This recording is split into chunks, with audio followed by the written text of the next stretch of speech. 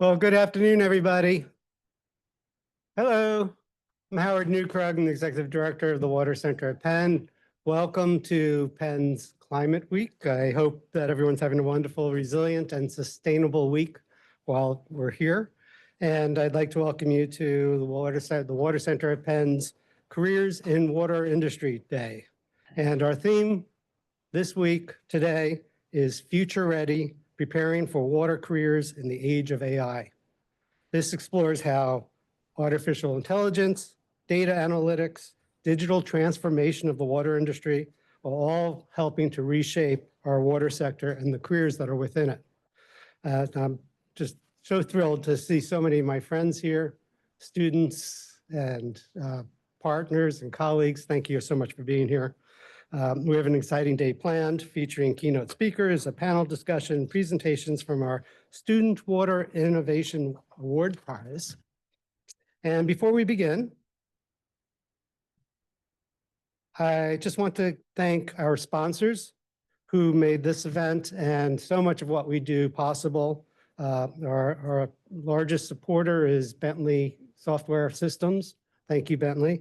In addition to them, we have Aquatech, Solinus, Veolia, Aqua American, American Water, Roland Berger, HRG, and Penn's Environmental Innovations Initiative. So thank you all. And of course, not on this list, but I'd also like to add thank you to the University of Pennsylvania for housing the Water Center and giving us all the support that you do, as well as to all the professors and other academicians who work with us. I'd like to also, okay, good. I'd also like to thank the great diversity of companies that are present today. They offer a variety of different opportunities as they work to meet you and to hopefully bring you on board and hire you. So look forward to you meeting with almost everybody that's out there and getting some ideas. I know a lot of you don't know what you want to do yet with your career, and that's really okay.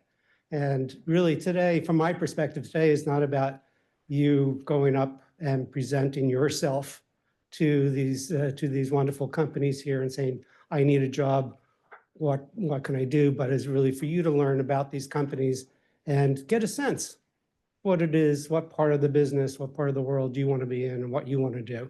Hopefully it involves water, because water is our future. And all the students that are here joining us today, so thank you for being here. And lastly, as an incredible staff of the Water Center at Penn, thank you all for working so damn hard, putting this event together, and as well as doing the great work, all the great work that you do. And those of you who are in the room from the Water Center, if you could just stand up and be recognized, Joanne and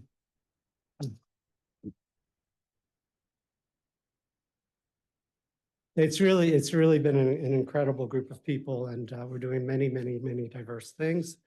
At the Water Center, our mission is to advance sustainable, equitable water management. We do this through research, policy, and partnerships. We believe that clean, accessible, and affordable water is a human right, and events like today help prepare the next generation of water leaders to make that a reality. We are Penn's regional and global hub for researching innovative and transformative practices and policies for adopting to and preserving our freshwater resources and preparing our water infrastructure for new technological advances in the future. And to accomplish this amid what's this growing sense of anxiety with both all social issues and with environmental issues and economic issues, and all the uncertainties that surround that makes the water business both difficult today, but also so intriguing and so necessary, and gives me, and I know all the people I work with and know from the professional world here, gives us our passion for continuing our work. So before we continue, I'd like to announce that the Water Center's newest initiative is the Water AI Center of Excellence. We couldn't be doing this without our partners from throughout the university, as well as Amazon Web Services, the leading utilities of the world, and an incredible leader in this effort, the Water Environment Federation. Water Environment Federation is also known as WEF, And it's a not-for-profit professional and technical educational organization, more than 34,000 members in the water business. They represent water quality professionals from around the world, and it is professional associations like WEF that provide the cultural and moral compass for the water sector. So thank you all, and thank you, Ralph, for being here and participating in this and doing all the great work that you guys do at WEF.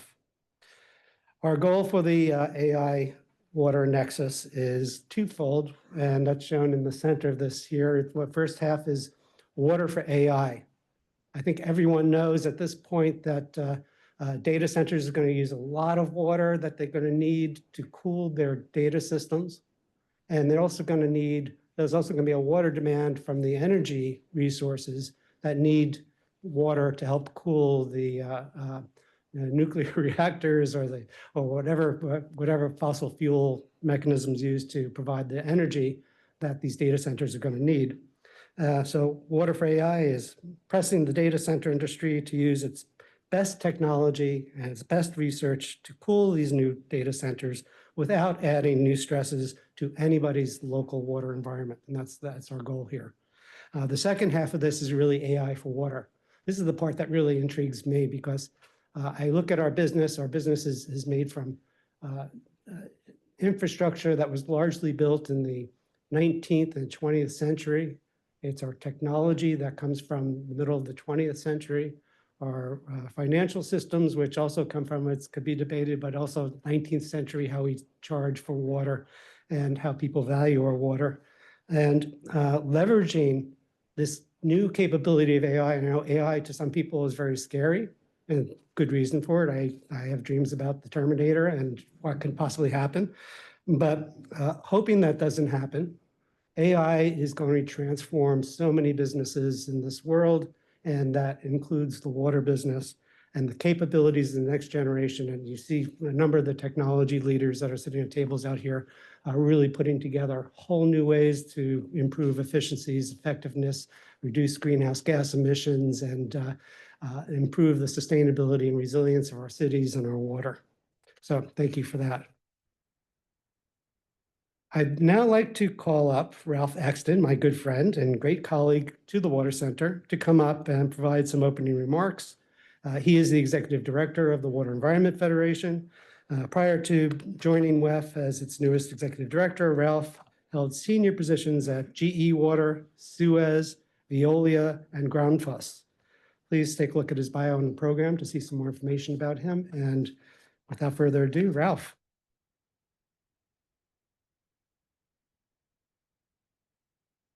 So thank you, everybody, and thank you, Howard, and the Water Center here at Penn.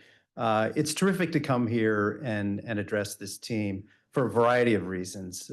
One, I'm local, and so I've been engaged with the Water Center at Penn and with Penn for many, many years, mostly as it pertains to water and education of water.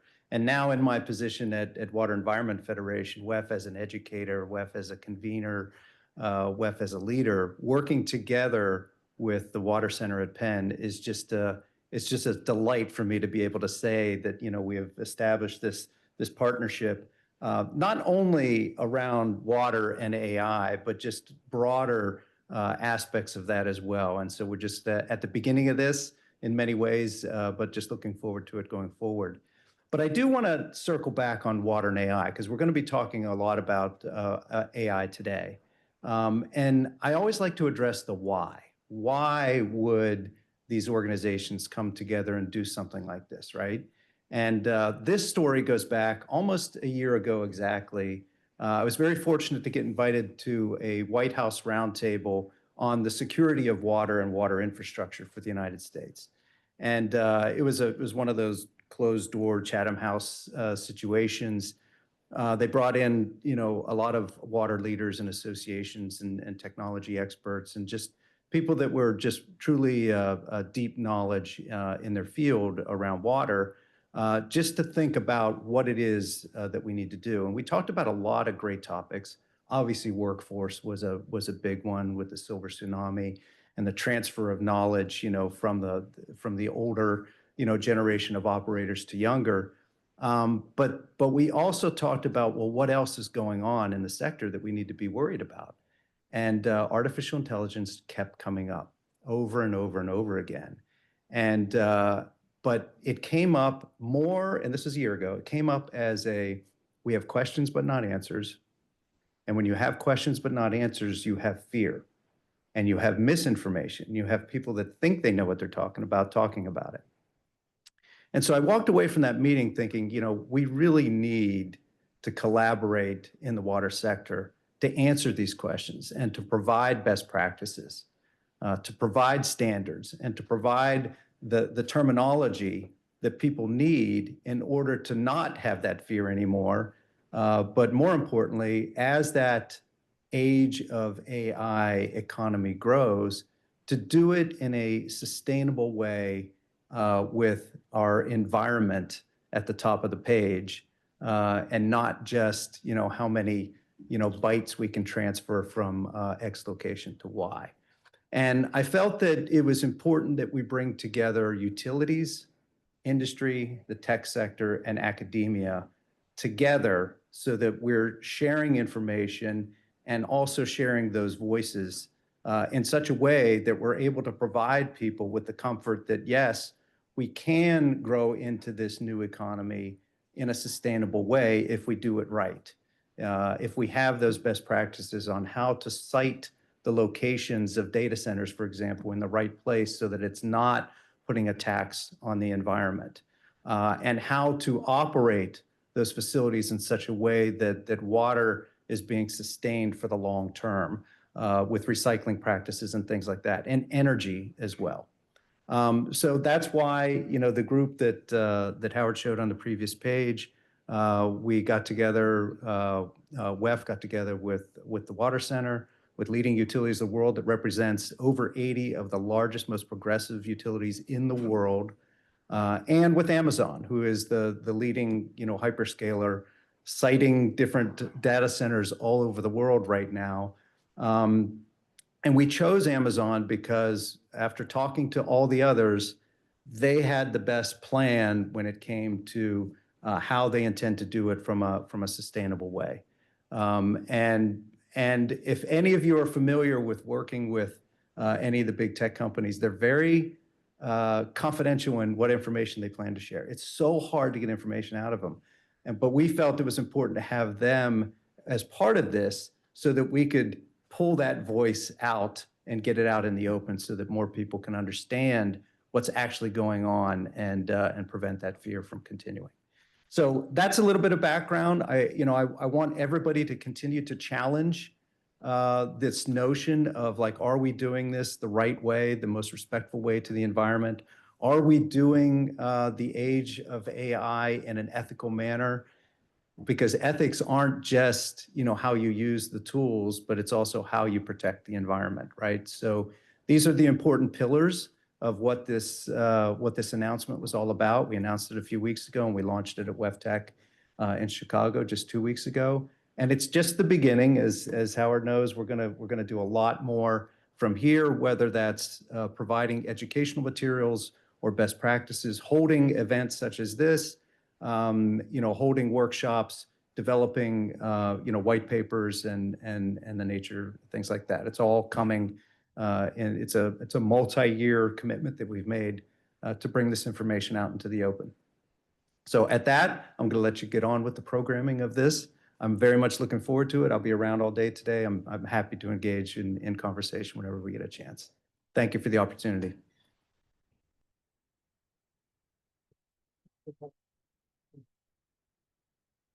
Really, for all the students here, please make it a point to sit down with Ralph or stand with Ralph and just understand what he did and what his business was and how he got to where he is now. And it's a great story. And as you can tell, he's very easy to talk to.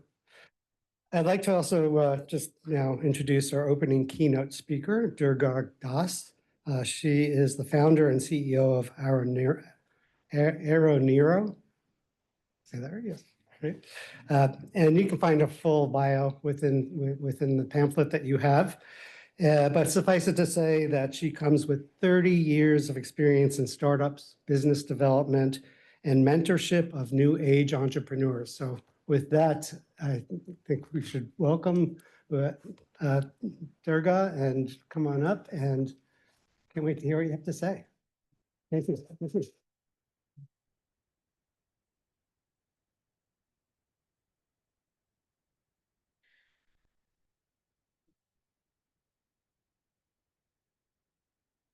Am I audible?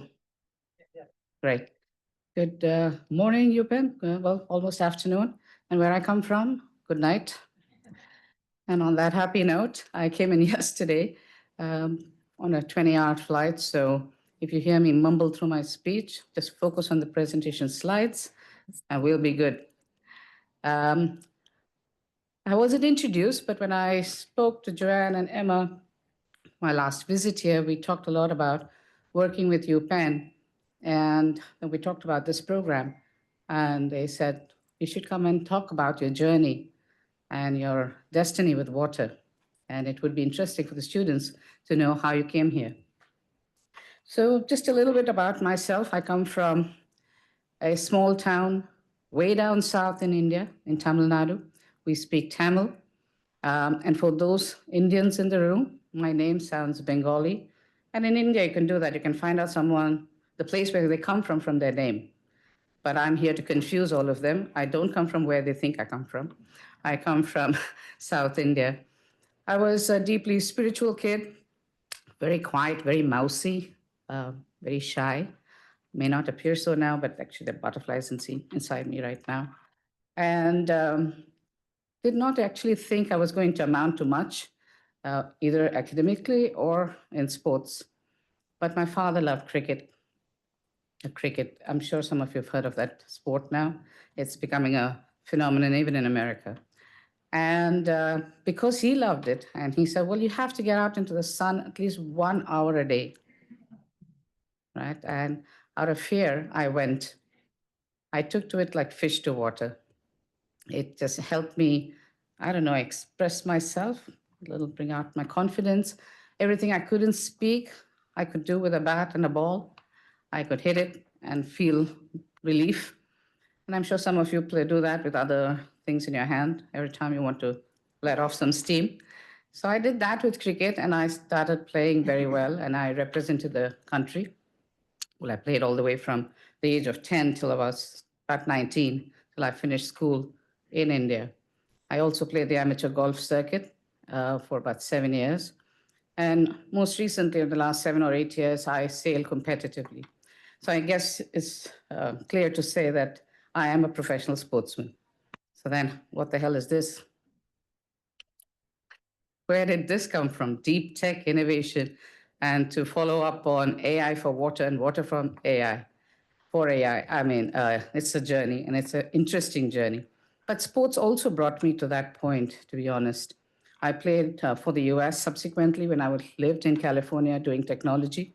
I lived in the Valley for about 30 years, did high tech, which I knew nothing about, but I did it. As a sportsman, you can wing quite a few things, as I'm winging this one as I speak. And I loved it. I loved learning. I spent a lot of time training data centers, actually, as well. And while I was doing technology, I happened to have the chance to play cricket for the United States. So I captained the US cricket team for about 7 years.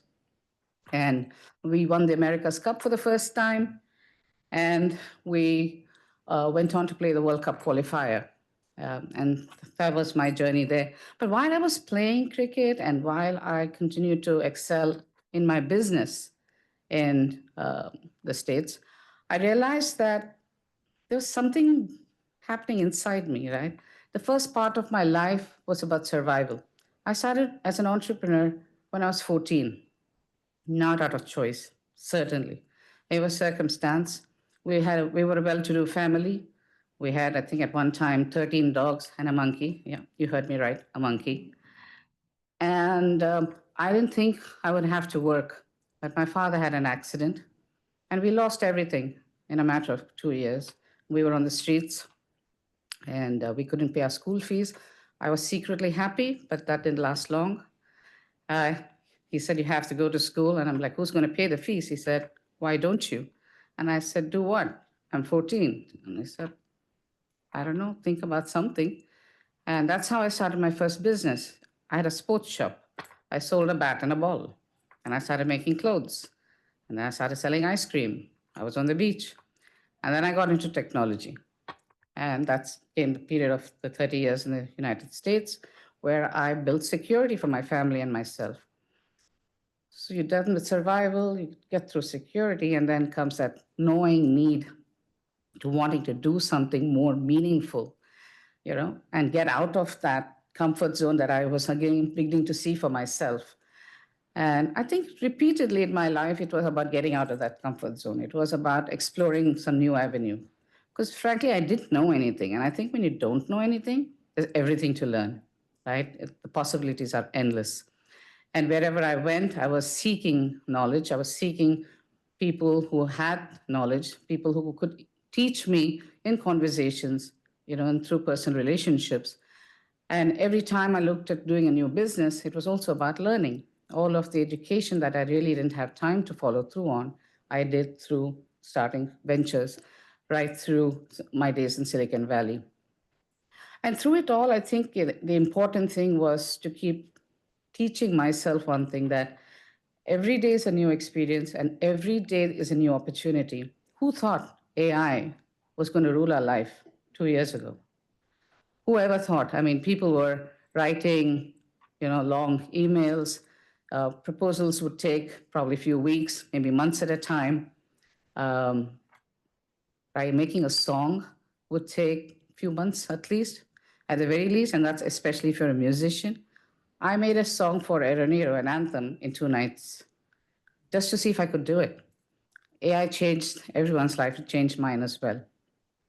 And how we use AI today in the technology we use, I'm going to share a little bit about what we do in Eroniro and how we use AI as well. And hopefully pique some interest in some of you to think about how you could look at water as a career. And from various aspects, right? I think one can consider technology, you can consider marketing and communication, creating awareness. You could look at AI, of course. And there are a number of avenues, distribution, partnerships, sales. There are any number of things that one needs to do in water, and I think it is the future. We have to take care of water. We all have to participate with water if we need to survive, and this planet needs to survive. We are only consuming more and more. Very few are actually doing something about preserving, maintaining, reusing, repurposing. And I think all of those are very, very valid points. So that burning desire in me to wanting to do something meaningful with my life. And if I can take a step back, I was in Washington, D.C. doing a program called Vital Voices, started by Hillary Clinton and Madeleine Albright.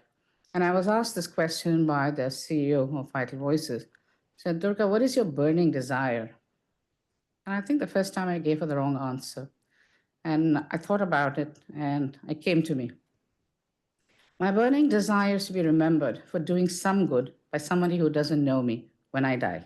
It's as selfish as that. And I decided that if I want to be remembered for doing good, I have to find a problem that's mountain-sized, a village-sized problem. It's not enough to help a few, you have to help many. And as fortune would have it, I was playing in South Africa with the US team, and Cape Town ran out of water. Day zero. It was in 2018, if I recall right. And 2019, Chennai, my hometown, had a day zero. And there it was staring me in the face. Go do something about water. So I moved from high tech to what we call green tech, or water tech. And that's how Eroniro was born. And with that, I said, as you know, I didn't study very much, so I'm thinking, how can I do something different about this too? Should I just look at some new kind of filtration? How about some new membrane technology? How about a better way to do desalination? Or maybe just package and bottle water and sell it? But none of those seemed exciting enough. I wanted something that would be meaningful, would challenge me to think creatively and to find solutions that were out of the box. Having said that, And Water from Air, 3, 4 years ago, people were like, oh, really? Is that what you do? It's always a conversation starter, right? What do you do? Say it in a few sentences. And I would get up and say, I make water from air. And they would like, what? Say that again. And that's how conversations would start. And today, Water from Air or Air Water Generators, AWG, has a placeholder in the water space for investments. In fact, one of my investors sitting right here at the back, encourage you to talk to him, Vinod from Calipina Ventures out of Philadelphia. And I think the idea of investment, not just in water, but in air water generators, is a clear indicator that there is something about the space that is here to stay. There is 7 times more water in the air than in the ground, 7 times. And yet we all wait for it to go catch our nose from around our neck when we can just grab it from here. So why all the effort when we have rain, goes down, we pull it out, we treat it, we waste it, we bottle it, transport it, when you can just take it from air and drink it. And that's why I decided Aeronero would be about air water generators. But having said that, there are very many ways we can slice and dice that approach to technology itself. And we have worked on it from different angles. We call ourselves a deep tech innovation company because water from air, and I'm speaking to a lot of water experts here, primarily is condensation. It's not rocket science, right? Nature does it. It evaporates every day, forms a cloud, it rains. That's condensation. But we took it and put it inside a box. That's not rocket science either. If our engineers in this university, people know how to do that. There's another method called desiccation, right? And everyone knows it's a little white pouch with silica that keeps your electronics dry. That adsorbs water, and you can desorb using sunlight. There's a third method called the Peltier method, which many companies don't use. We're experimenting with that as well. It's just an element with hot and cold sides.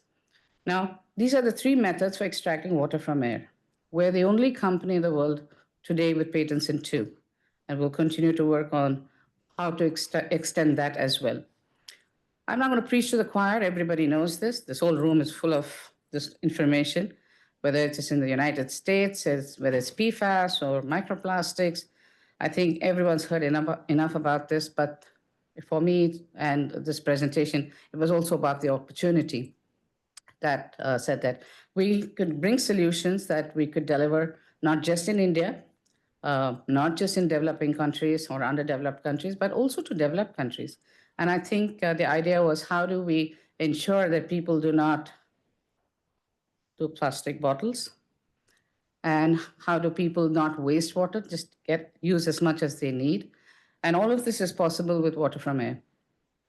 We started off with a condensation solution.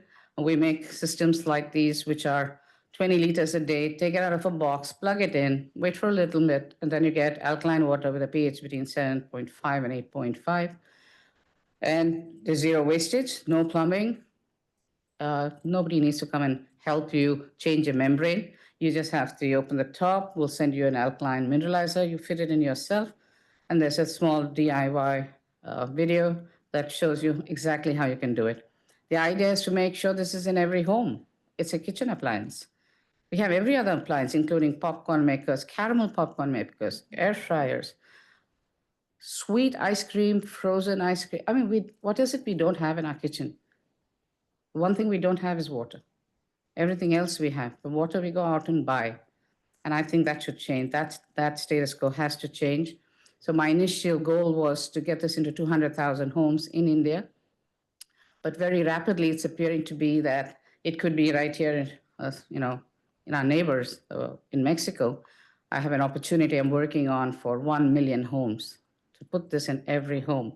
So people can just have water. They are water secure, they're water independent, it's healthy, they're not wasting, and it's mobile. Just take it and move it to the next room if you want.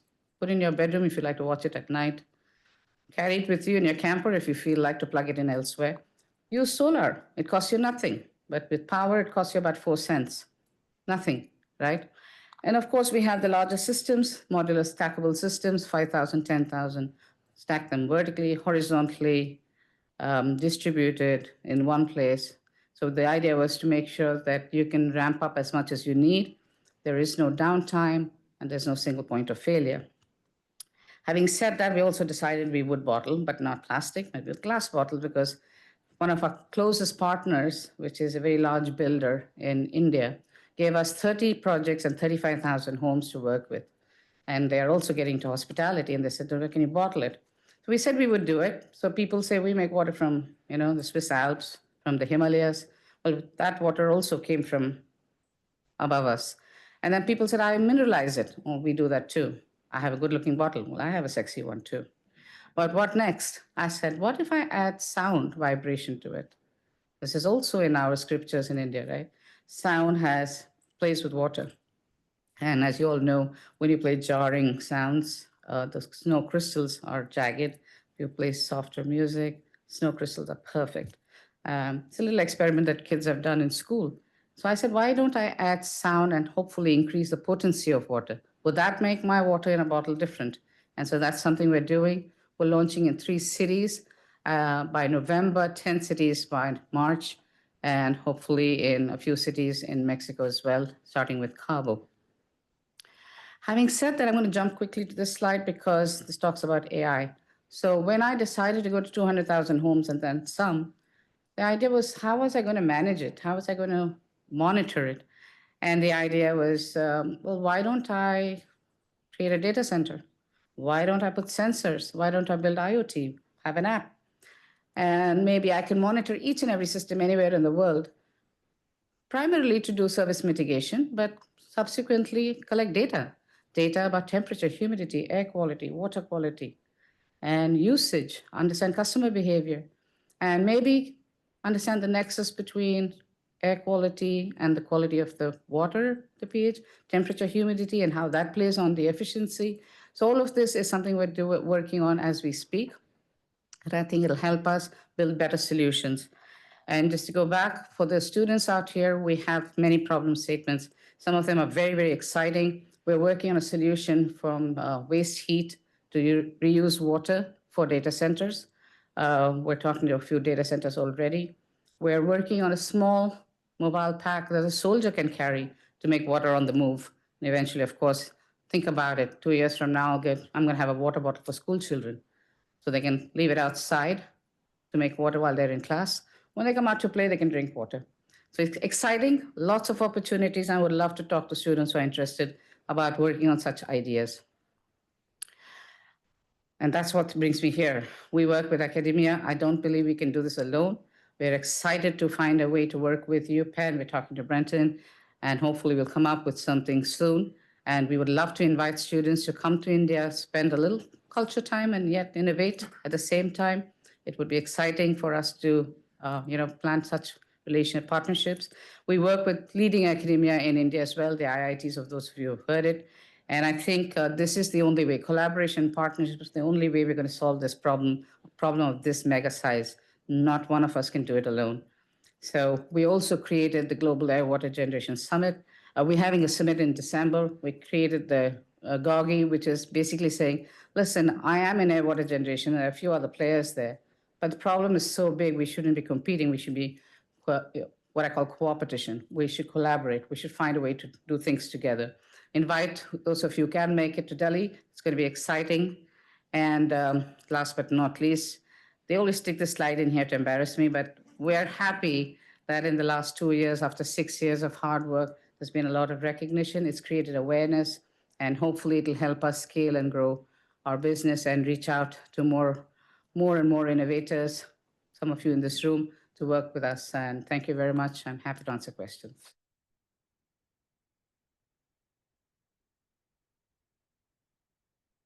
Thank you so much, Durga. We have some time for questions, so please raise your hand. We have some mics that we can pass around.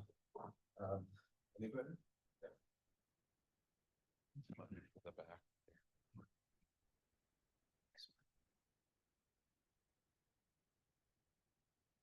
Thank you very much. This is really interesting. Coming from a environmental nonprofit, I can also pretty immediately identify a real need for this in the US market. There are many places in the United States where there is out west where there's critical drought, there's becoming a real stress on water resources, or in many places in the eastern half of the country, we've got still have a lot of lead lines contaminating the drinking water sources for houses, particularly in underprivileged and historically disadvantaged communities. Do you see the United States being part of your market at any time near term or long term? Oh, absolutely. Like yesterday, we started Aero Nero Inc. It's registered in Nevada, but hopefully we'll be working out of Texas soon. I'm working with Clean Water out of California to see if we can give a solution in Virginia, which is going through a very difficult time. We're also talking to builders in Atlanta. So yes, we are very much here. This is a big opportunity, the big market for us. I am an American citizen, so I'm hoping that Women Deep Tech American hopefully helps me open some doors here and create some partnerships that can make us take this solution to every home here in America, right? And I think it's important to start work at home. And for me, this is home. Living here for 30 odd years, I feel I need to contribute to my home here. So yes, absolutely, we're here.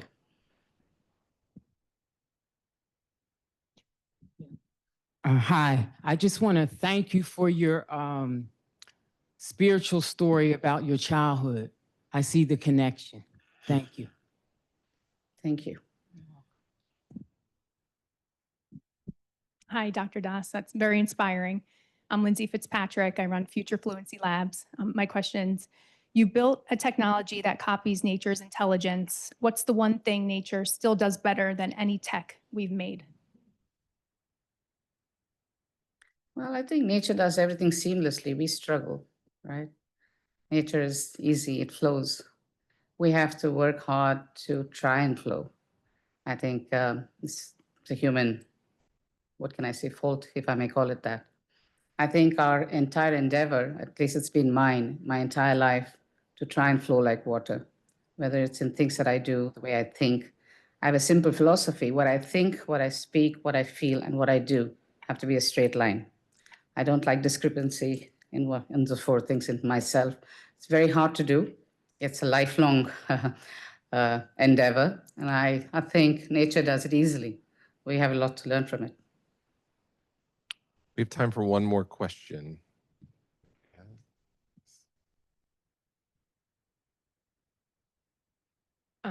Hi, this is really exciting technology. I'm very excited to have gotten to hear you speak. With regards to opening up into the American market, do you feel that there will be pushback from municipal water supply or private water supply businesses because it's so accessible to get water and you wouldn't be buying from a company? No, not necessarily. We can partner with them. You see a way If to, we can make their life easier in getting water to every home, why not? Maybe they don't have to spend trillions on changing the piping. Just give them a bubble each and they're done. I think distributed systems for drinking water is going to be the future, right? I don't think having one solution and then piping it to everybody all the time and then changing those pipes as we are not doing is the answer. I think that may be for other use cases like agriculture and industry. But for homes, why not just make everyone independent? We were supplying electricity like this, right, before from a grid. Then we encourage everyone to put their own solar panels. I say, well, give back to the grid. You have a little excess water, give it to your community. So I think distributed system, partnerships with municipality is going to be, I think, the future. and I also have an additional question. You were mentioning the remineralization filter. Is that something that what is the waste stream from that? Is that plastics going into the environment? Is that reusable, recollectible sort of? Yeah, so I'm working on something trying to use coconut husk if I can. But at this point, yes, it is plastic, but hopefully it's biodegradable plastic, so it doesn't cause as much damage. But yes, we will take it back and we will work on, getting that degraded environmentally friendly. But like I said, we're working on innovation at various levels, whether it is on efficiency. For example, air water generation works very well in good humidity and the right temperature. But we're working on very cold climates. We're working in drier climates, right? And I think the fact that we have two technologies and the hybridization of that is something lending us to work in adverse or diverse conditions. So similarly, on filters or mineralizers. We're exploring avenues. I think there's so much to be done. It'll keep me busy, I think, till I'm here. So, Thank you so much. thank you. Thank you so much, Durga. Thank you all very much for your time.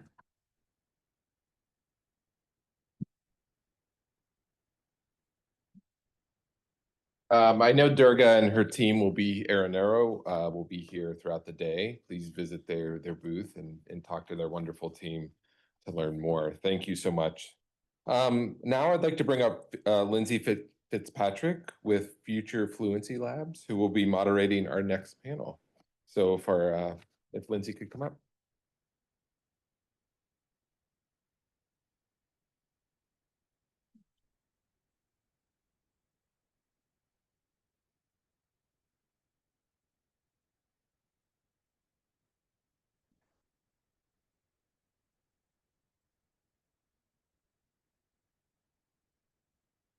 Good afternoon, everyone. I'm Lindsay Fitzpatrick. It's an honor to be here today.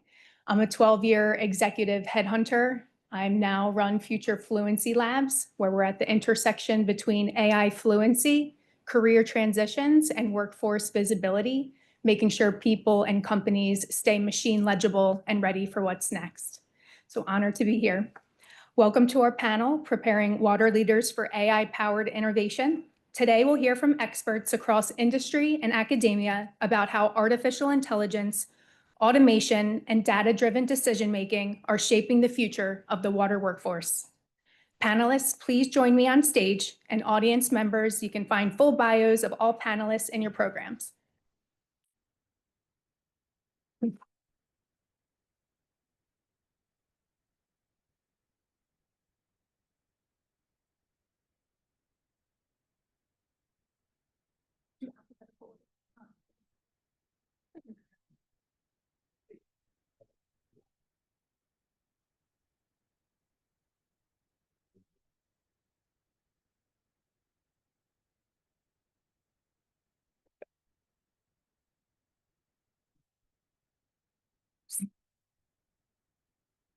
Perfect. We'll begin with a quick intro from each of our panelists, starting with Christophe Adami. I think we have a few slides here. Very good. Hey, good afternoon, everybody. Let me introduce my company first, and then I'll speak a little bit about myself. I work for a company called Solenis. We understand ourselves as a sustainability enabler. We believe us being a leader in the water and hygiene solutions. We partner with our customers to improve the environment and making the world safer and enhancing their profitability. So that's kind of the mission and vision. More concrete, we are active in different water-intense markets. That can be the pulp and paper industry, industrial water treatment. We have a pool and spa business. We are active in the food and beverage solutions and institutional solutions. All businesses where water plays an important role, and we help our customers to achieve their sustainability goals, to reduce the energy consumption, water consumption, and improve health, efficiency, and health across their applications. I joined the company in 2019, coming from BASF at the time, and since then it's made a pretty amazing development. When I joined, we were like 5,000 employees. Today, we're 16,000, and just rolling out another major acquisition, which will hopefully be cleared early November, which would make us a 22,000 company globally, with a global revenue around 9 billion. This is how the market is split across geographies and segments. So our stronghold is in North America, where we're headquartered, and in Europe, and the remainder is then across other areas around the world. What we call consumer is the pulp and paper industry, one of the biggest water consumers in industry-wide. Still our biggest segment, but closely followed by institutional, healthcare, hotels, and those kind of applications, food and beverage, pool, and then industrial water treatment. So we're talking a little bit about innovations today. How do we think about innovation?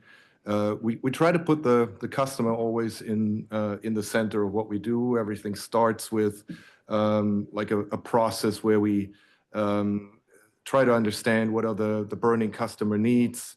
We call that a blueprinting process. We work with partners internally, externally around solutions. And new solutions in the past mainly were chemical solutions. Today, we're seeing more and more digital solutions coming into play, and we expect that in the next 5 years, we will have kind of half and half of everything that we do around innovation being either on the chemical side or from digital, or let's say, we call it integrated solutions, which is combinations between chemistry, equipment, and some type of digital solution. So yeah, in all of this, we use a rigorous stage gate product development process, not only for the chemistry, but also for the digital solutions. If I had the opportunity to meet you all earlier, I would have had the chance to invite you to the grand opening of our new research center in Wilmington yesterday. We're proud to have opened this new facility, which hosts 160 scientists and technicians, 100,000 square feet down in Wilmington. If you're interested, reach out. We can give you a tour. These are the other locations where we're present around the world with our technology centers, trying to be close to our customers. Yeah, there's some recognitions that the company has received in recent years around its sustainability and the quality of management. Then just a few words to myself. I'm a chemical engineer by training. I'm originally from Germany. That's where the funny accent is coming from. I worked 7 years. Oh, actually, I did have my focus in my thesis on wastewater treatment.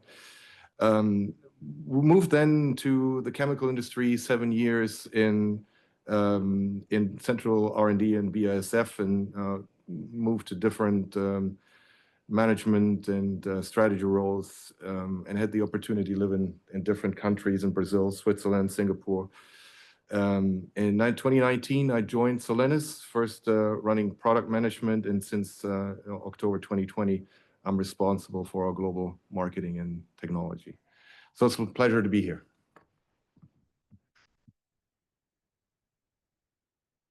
And Christoph, now we'll hear from Larry Finicum. Right. Good afternoon, everyone. Larry Finicum. I'm the regional president for Veolia North America for our Mid-Atlantic operations. I do not have slides, so I'm not going to bore you with slides. But I proudly lead a team of 190 employees that provide critical water and wastewater services to 230 customers across the Mid-Atlantic. And one of the things that's near and dear to my heart is workforce and workforce development. And I truly believe that we're in the fight for our lives as it relates to talent in the utility segment. And I believe as well, AI is a key as it relates to attracting and retaining type flight talent as we move forward. And hopefully through this panel discussion, we're going to weave in, that workforce and that workforce development component as we talk about how AI has entered the utility space, right? And for myself, being an owner and operator of critical infrastructure, that really is the foundation of the economic viability of the communities that we serve, it's truly, truly important that we have top flight talent, everything from water operators down to our utility technicians, to our professional engineers, to our management, making sure that we're providing the highest level of service possible to our customers, because our customers not only do expect it, but they also rely on it. So again, hopefully we'll be able to weave that narrative over the next 45 minutes as we have this panel discussion. But again, it's a pleasure to be here this afternoon and really looking forward to the discussion. Thanks, Larry. Now we'll hear from Sonia Wok. Hi, my name is Sonia Guak. I just also wanted to start with a caveat that I am not an engineer. I just work there. One of the things that is very dear to my heart is definitely water. I was born in Korea and I grew up in Ghana. And one of the things that I experienced as a child was water scarcity and a drought.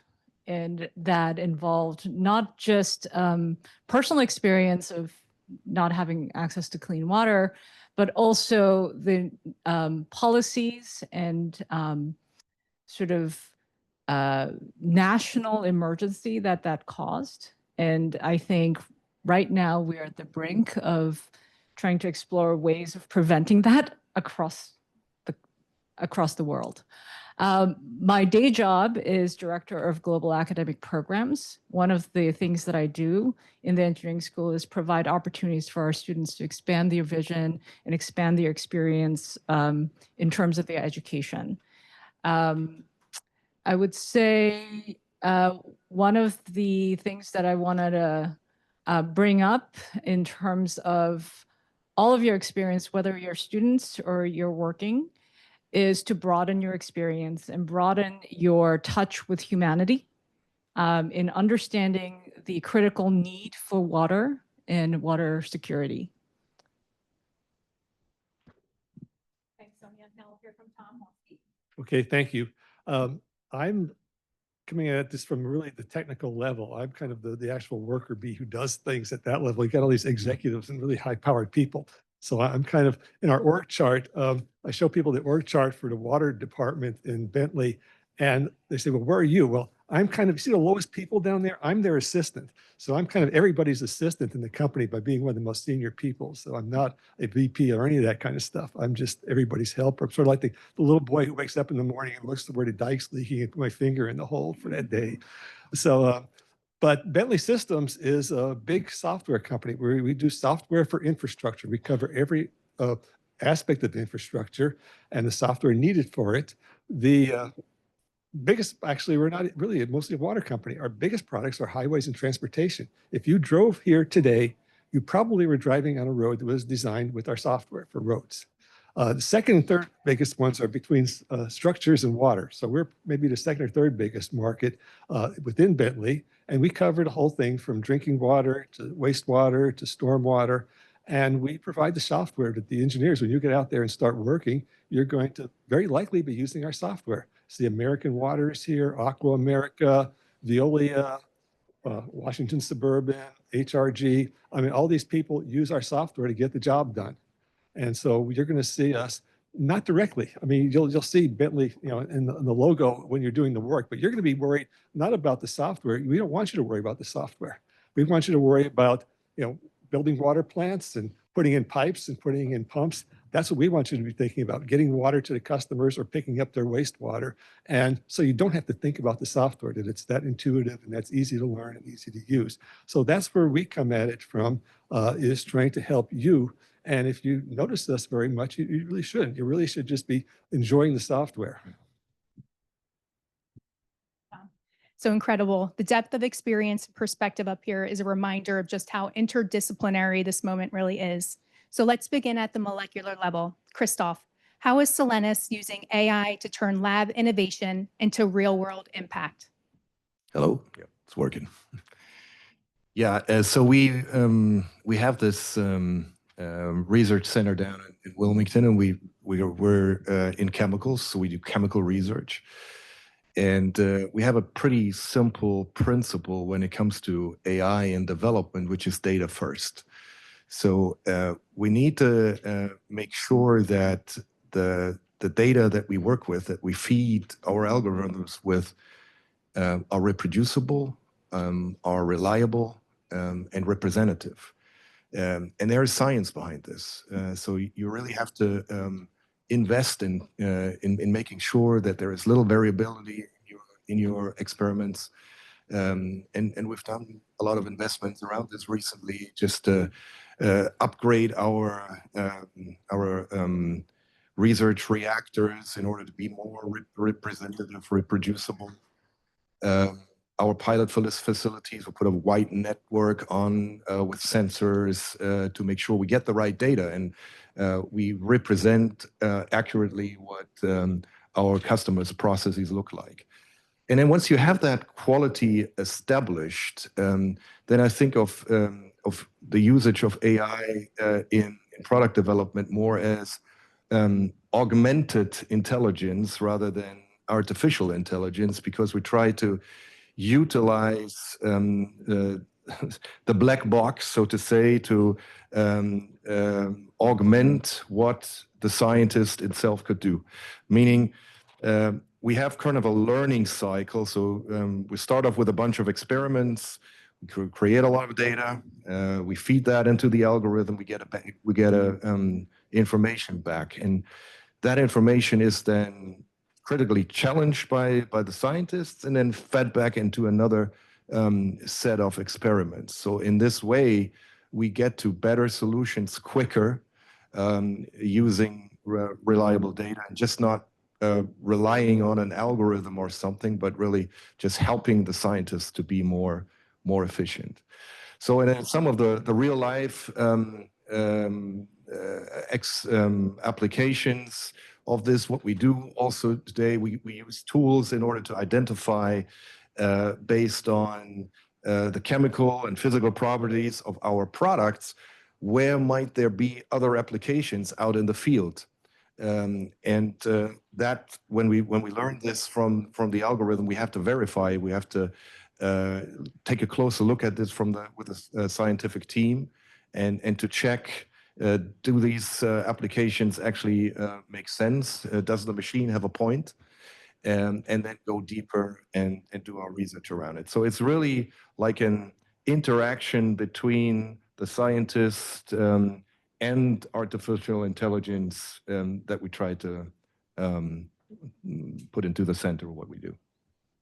That's powerful. When AI becomes part of the material itself, innovation stops being an event and it becomes the environment.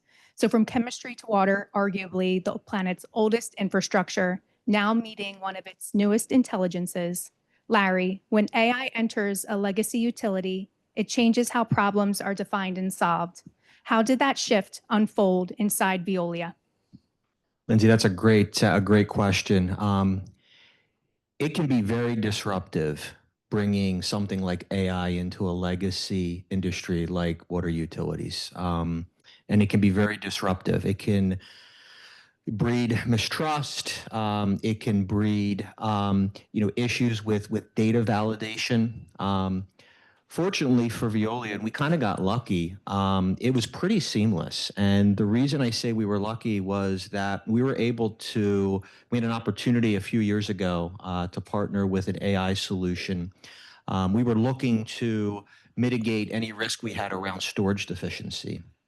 And we were able to leverage an AI solution that was able to take our hydraulic model and run that hydraulic model over a period of weeks with different inputs and different demand flows, and was able to provide $20 million of storage investment projects for the cost of about $15,000.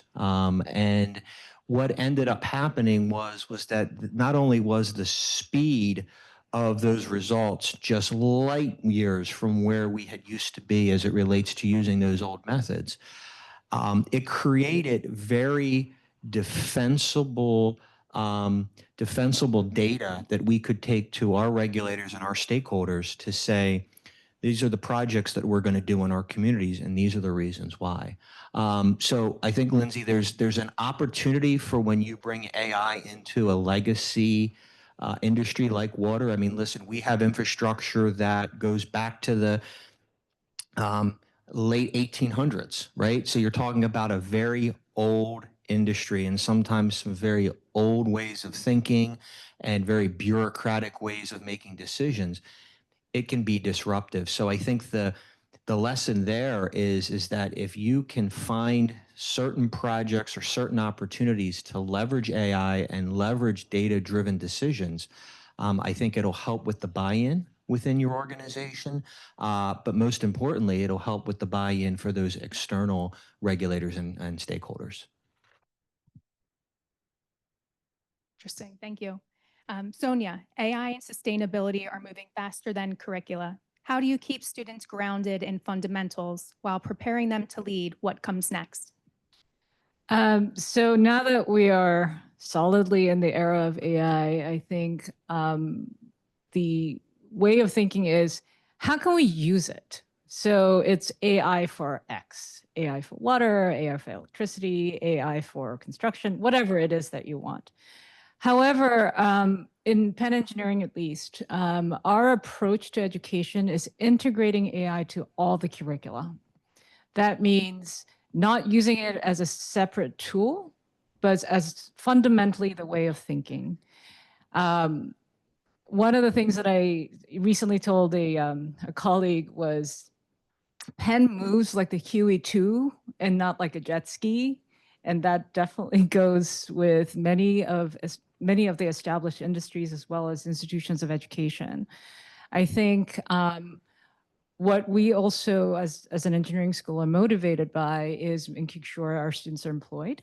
That means that they have to be armed with all the fundamental knowledge that is going to be helpful for their future. So our approach is to integrate AI into every part of the curriculum as a way of thinking and as a singular pillar. And as one of our faculty likes to say, a vertical. Just like math, chemistry, physics especially, are important in the fundamentals of education. In engineering education, we also want to include AI in that bucket. Thank you. Feels like the new curriculum is about cognitive agility, not just coding or climate, teaching students how to keep learning when the ground itself keeps shifting. Now, from theory to application, Tom, students see two directions opening fast, building AI itself or applying it to real projects. How should they think about which path to take? Okay, I'm going to start off being a wise guy and disagreeing with you, and I see three. Okay, so I see, first of all, at the highest level, AI developers. Now, this, though, is a very small part of the industry, but the most important part. These are the people that actually build the AIs. And unless you're a genius with the PhD when you're 17 years old and working on AI all your life, there's not a lot of people. So if that's your target, you better be really good to work with that. But then there's the people who take that AI and make it work in products, as we see here. You know, so that when you're doing some real work, that you can leverage the AI. And it's our job as one of those kind of providers to take that technology and embed it into our software so that you get the benefits of it without having to learn much about AI particularly, or even know that you're running AI. And then at the third level are the ones that most of you are going to be working in are the users. The people will have to figure out where to put the water tanks, how big should the pipes be, which pumps should we buy. And in that case, you should not even, it shouldn't matter if you're using AI. It's just that this computer programs solve your problems. And that's the main thing, because that's what you're being judged on, is when the person turns on the faucet, that water comes out. And when they flush their toilet, the water goes away. And that's what they're really interested in. They don't really care about whether AI or the stuff they're designing with AI. So it should be just as, kind of almost transparent that we're actually using it if we do it well. So it seems like it's really not builder versus user, just kind of who adapts and who it defines. When chemistry meets computation, discovery doesn't just accelerate, it multiplies. Christoph, what happens when chemists, engineers, and data scientists work side by side? What makes those collaborations succeed? Yeah, it's a great point, and it builds a little bit on what Sonia just said. we had issues at the beginning in terms of people not speaking each other's language. So when you think about digital projects, it's normally naturally interdisciplinary. When I think about how we did R&D 15 years ago, it was all about building up new formulations, new molecules, and the chemist could do that by himself or in his team. Today, when we talk about integrated solutions, there is always multiple disciplines sitting at the table. So it's the engineer who designs maybe the sensor solution to gather the data that's required in order to dose the chemistry appropriately, and the data scientist builds an algorithm around it. And what we were struggling initially was exactly that the teams didn't migrate between the different worlds. So making sure that we have data consciousness built into the curricula is, I think, really important in order to facilitate and to enable these cross-functional collaborations. Perfect. Collaboration is the real catalyst for innovation. So from molecules to municipalities, let's move from the lab to the field, where decisions affect entire communities. Larry, predictive models can forecast leaks and long-term investments with impressive accuracy. How do you decide when to trust the model and when to trust experience? I think that's where the rub is, right? As we stated, I mean, AI and data-driven analytics can provide great results, but you have to leverage that against experience. But the issue is the experience is leaving.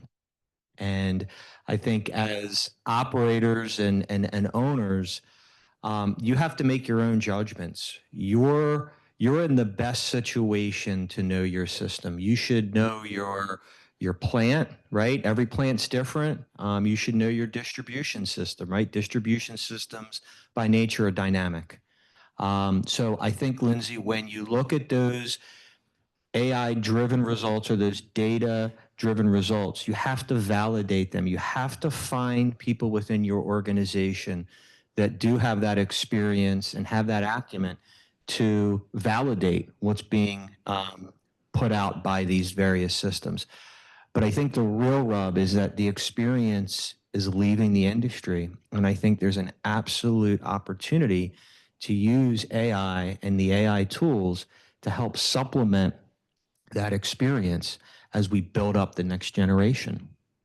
These are critical issues. This is critical infrastructure that companies like myself and our peers operate each and every day to provide service to our customers. And it's got to be right. So I think to really answer your question is you really have to use your experts to validate, but know that those experts are leaving and soon they're going to be gone. Can I just cut you off and continue with Larry's point, a very good point. And where did AI really prove itself? I think that the tipping point came when IBM's Big Blue beat Garry Kasparov, who was the world chess champion in chess. Because that was one of the things they said, well, computers will never be able to play chess better than grandmasters. And they beat the grandmasters. Okay, so then people should have just given up then, right? But no, but Kasparov started some tournaments where he would have people compete against artificial intelligence. And he would also have some teams on it that were people using the AIs. And which one won? Almost all the time, it was the group where the people and the AI worked together that almost always won these tournaments. And that's the value, is just adding to what Larry said. It's people and AI working together to make things successful. Love that. Thanks, Tom and Larry. So from infrastructure to instruction, the next generation is already watching all of this unfold. Sonia, the job a first year imagines today may not exist by graduation. What habits of learning will help them stay relevant as the world keeps rewriting itself? How many of you are first year students? Okay. There will definitely be a job for you in 4 years. Don't worry. But one of the things that before this current role, I was a director of student life, which meant that I interacted with students and talked to them daily.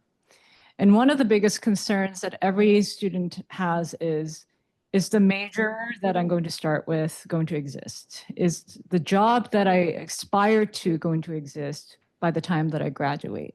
And one of the things that I've learned in the last 20 years of working in the engineering school is how rapidly the market is changing and how things that you thought were relevant is no longer relevant, and things that you thought were irrelevant suddenly became like the next big thing. So one of the things that I advise students and learners of all ages is there are two major things. Keep learning and trying to do the things that you like, because what you think is important based on other people may no longer be important in the future. But really working towards what your abilities are and what your interests are going to be fundamental in making a change in the future. That's one. And the other one is, don't forget that you're human and you have to interact with other human beings, and go out there and learn about what is necessary in the world. As I said, I grew up in an environment where the electricity was supplied at that time by a hydraulic dam, which meant that one drought could basically kill everything in that country. Those are the kinds of sort of like all or nothing attitude that sometimes a country takes. But that, I think, is also the mindset of many students when they're sort of like thinking about the future, like, Goldman Sachs or bust, that kind of attitude. What I encourage everybody to do is really focus on the fundamentals of your education, whatever that is, whether it's environmental science, whether it's chemical engineering, whether it's electrical engineering, whatever it is, and enjoy what you do. I think more institutions are integrating AI into the curriculum now than ever before. It has suddenly become the most urgent thing for most institutions to do.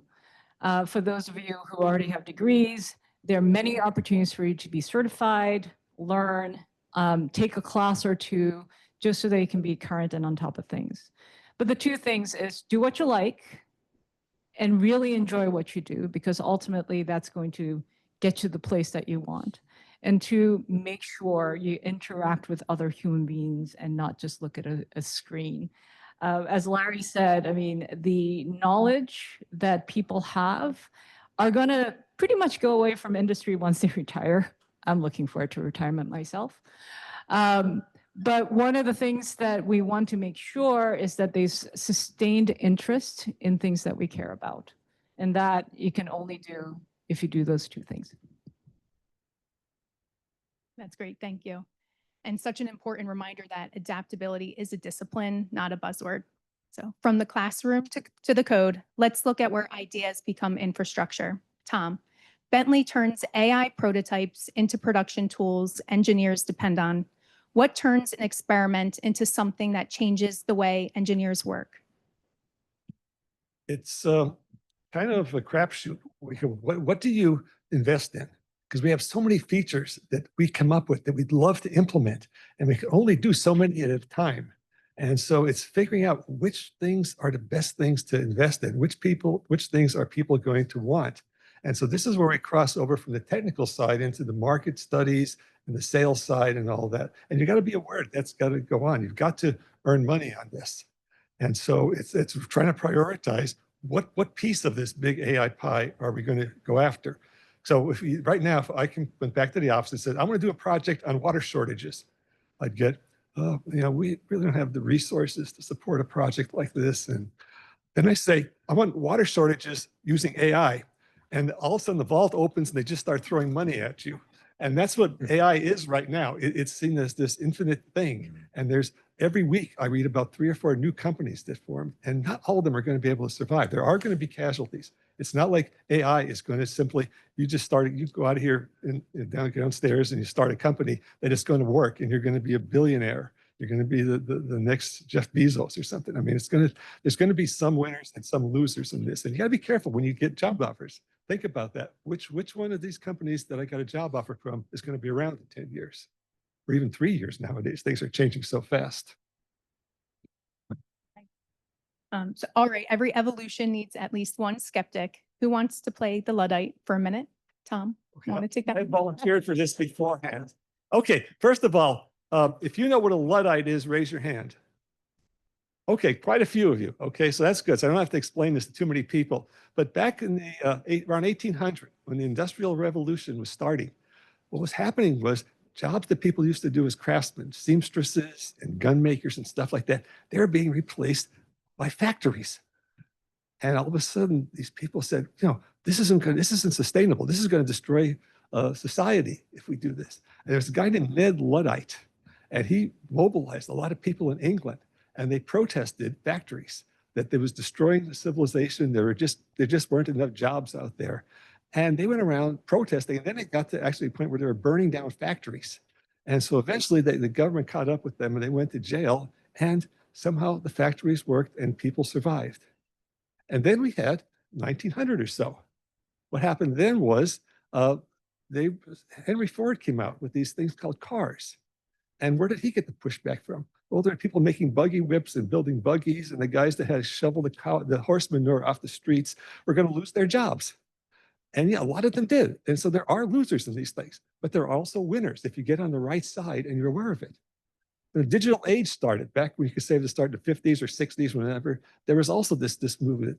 This is going to take all our jobs away, and the computers are going to take the jobs from us, and we're not going to be able to survive. And again, people lost their jobs. And nowadays, people are losing their jobs to, like, if you're doing telephone operator, how many people get a human when you call a company anymore? I've yet to hear it. And so all those people who answer phones and try to direct your calls to the right people are gone. And where are they? I don't know. So there are going to be losers in this market. You've got to be really careful what you're doing and think about, where am I going to be? Where's this trend going? Is this a trend I want to get into or not? So just a little bit of a word of cautionary, because sort of like this has been kind of a Pollyanna thing. AI is wonderful. We're all going to be happy. We're all going to work 2 hours a day, and AI will do the rest of the stuff. We'll go play golf. And then there's the people that say, this is going to be like the Terminator movie. And I don't think we're at either of those. We're going to end up at either of those extremes, but we're going to be somewhere in between. We're not going to be at either extreme. And we're in making good decisions and being, doing things the right way, and being lucky, unfortunately, is a really important thing. Everybody here, I'll bet, is smart and hardworking, or you wouldn't be here. Okay, so it's now luck along with good decisions, but luck plays a lot of part. I've been incredibly lucky in my career of ending up with good employers and good bosses, because that's for your success in life depends mostly on your supervisor and your short-term success in your career is what your supervisor does and how he treats you, or he or she treats you. And picking the right boss is really important. And so they're the ones that are going to translate that stuff that comes from the sea level, that you don't really ever get to talk to those people, how it translates into your life. And so do a good job checking out your supervisors. And we've probably got some stories here from some of the other panels. We'll probably tell some stories along those lines as well. Thanks, Tom. I'm more on the opposite side. So careers aren't disappearing, they're being rewritten. So I'm positive. So we've heard powerful insights from our panel. So now let's hear from those who will shape what comes next. Who has the first question or insight to share? Over here.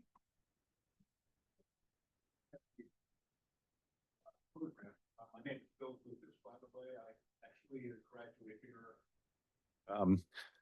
Master's in regional planning back in '93 that started my scientific career. So it's good to see the circle close. I'm involved in the sustainable water supply business. And I'd like to see what, the two of the important points are using sustainable water sources and pursuing water replenishment. So I'd like to have the panel maybe kind of address those two items that have not been discussed yet. So I guess maybe start with Mr. Solanas. Well, so sustainable water sources, we had an interesting opening presentation around this. There's obviously a lot of highly innovative solutions coming to the market, but in the end, the sources that what we are working more on is making sure that the water that we have in our disposal gets to the user, to the consumer, in a clean, in a sustainable fashion. So new technologies in order to make sure that we get rid of the things that we have been talking about, like, microplastics and forever chemicals. I think that is a big part of where the industry is innovating around now, to make sure that we just get safe water into the households, into the industrial supplies. So I think that is an area where we're working on, Veolia is working on, and many other companies are trying to innovate and bring solutions to the market. Yeah, and I think to add to that, I think, we're in a pretty water-rich area of the country right here in this river basin. There's other areas of this country that are not so fortunate, but it's my belief that I think in this area, in the next 10 to 15 years, there's going to be a lot of talk around water reuse, especially as we see, the demands of this data center. The data centers, it's projected to grow 7 to 10%. Over the next 5 to 10 years. And these data centers can use tremendous amounts of water, depending on what cooling system that they use or what the schematics of their operations are. So I believe, and I know Veolia, and I don't have all the data on that. I know Veolia is looking at water reuse and is involved in water reuse, but I think that is going to be a topic that's going to be discussed within this basin. And again, I don't think it's going to be like toilet to tap, right? But, I think there's going to be a concerted effort to really start to get buy-in and start to get the conversation going around water reuse within this area of the country.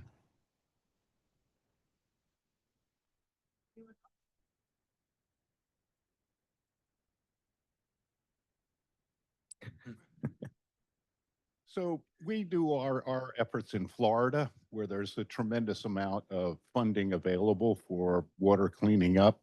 And the big thing in Florida now is aquifer storage and recovery, it ends up being indirect potable reuse. And sometimes they're going direct potable reuse.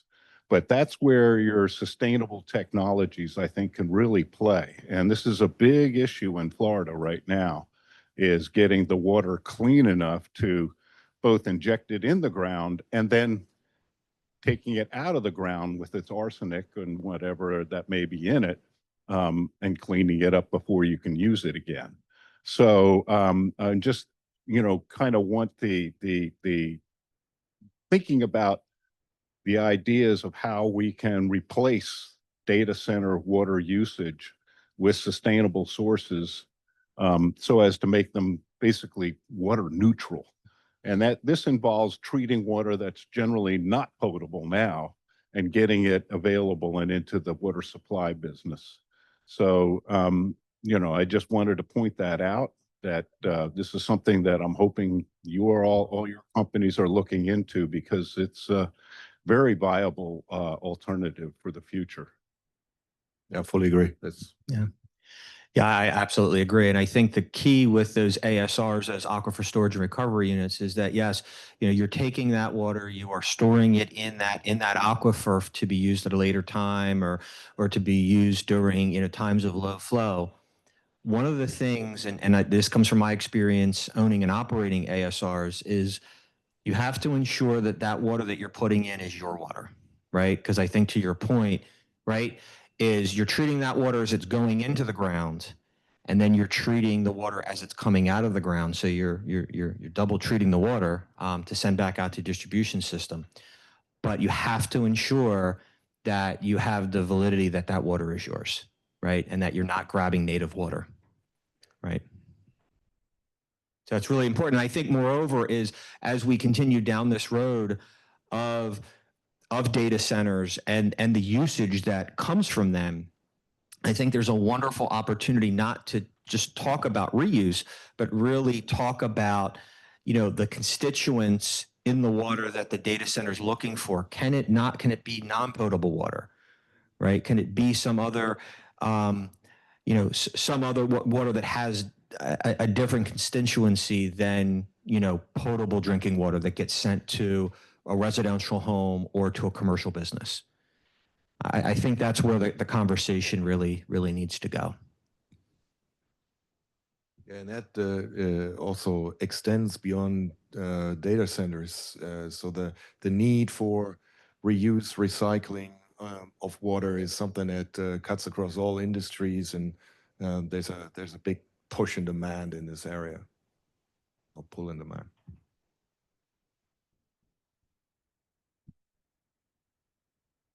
Hello. Okay. Hi, my name is Griffin. I'm a senior here at the University of Pennsylvania. I'm very interested in going into the water industry. And so I was wondering, as someone who is a prospective member of the water industry going into it, how do I make myself, or how do I learn about AI and try and make myself as valuable as an asset as possible?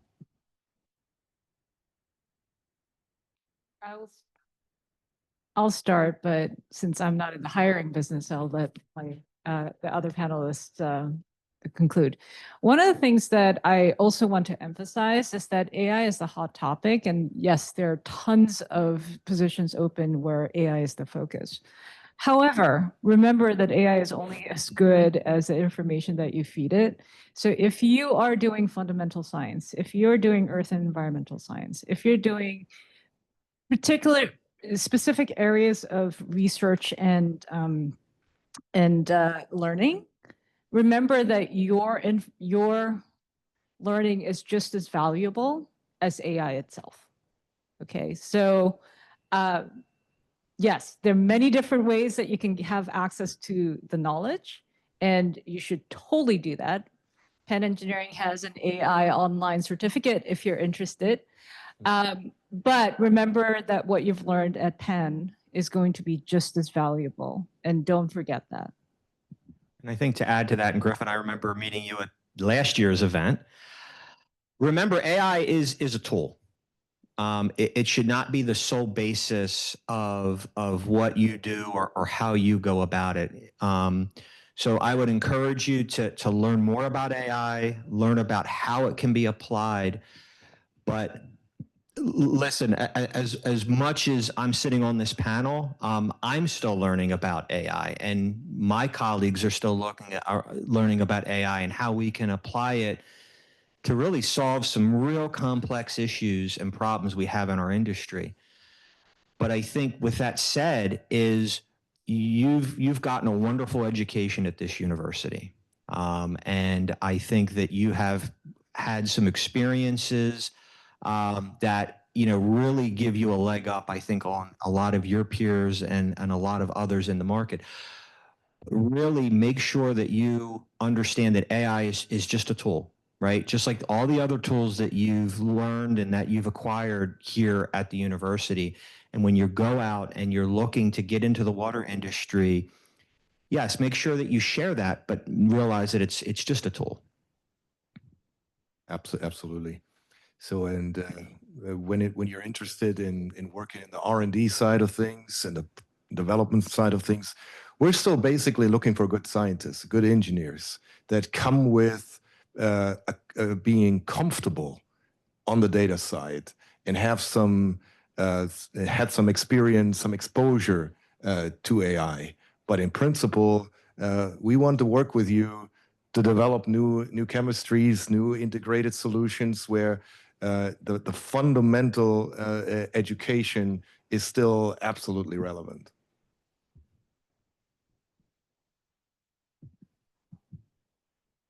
And I'd like to add to that, there was talking about the graying out of the industry and so forth. And as a gray guy, I just like to, I tell students and and young professionals. There are aspects of AI that move into areas that no one has experience with. So that's one thing.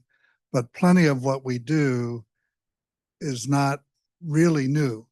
And so you need, if AI is shedding light on something, you do need to get with those old people that are moving out and check your stuff, ground truth everything, so that you can try to get some background. Because otherwise, you won't know if there's a mistake in there. You won't know if it's an unrealistic outcome if there's no one who has experience with that before. So that's just the one caution. A great education, but always never be, always be humble. Always check with people who have varied experience so that you can ground truth what you're coming up with. Yeah, I come into situations where there are problems and I go, well, I'm going to come in there and I'm going to solve your problem, tell you what to do. And I hear, here's my answer. And it comes out and says, well, we tried that 5 years ago. It was a total failure, because, that's what happens. They have institutional knowledge in the operations and all that. And they know that, and you need to listen to the people you're working with who have that institutional knowledge, and you just can't blow them away and say, the AI says this, so just get the hell out of here and get out of my way. And you're going to end up with egg on your face. And there's another case where I was working on a situation where people were complaining their water pressure dropped really low every once in a while. And I ran our computer models and said, now those people they're rich people living on the hill. They're just a bunch of spoiled rich people that want it. And no, my boss gave me some good advice, and she said, I don't care what your damn model says, you're going to fix this. And you got to approach it with that attitude that you're going to fix the problem. If AI helps you fix it, great. If numerical calculations help you fix the problem, that's great. If talking to an old guy who's been there for 40 years to fix the problem, that may be the best thing. And you got to keep your mind open to all of those options. You remembered when it happened 40 years ago, the same issue and how they fixed it. Yeah, great panel, and I appreciate the input from everybody. Seemed like a lot of the discussion, Tom and especially Larry, in the utility space and focused on the utility space. Tom, is Bentley or anyone else working on broadly how AI is working with the water resource space, the river system space, the intersection with climate change? And if it's not Bentley, who's in that space that's, at the source rather than, at the end of the pipe?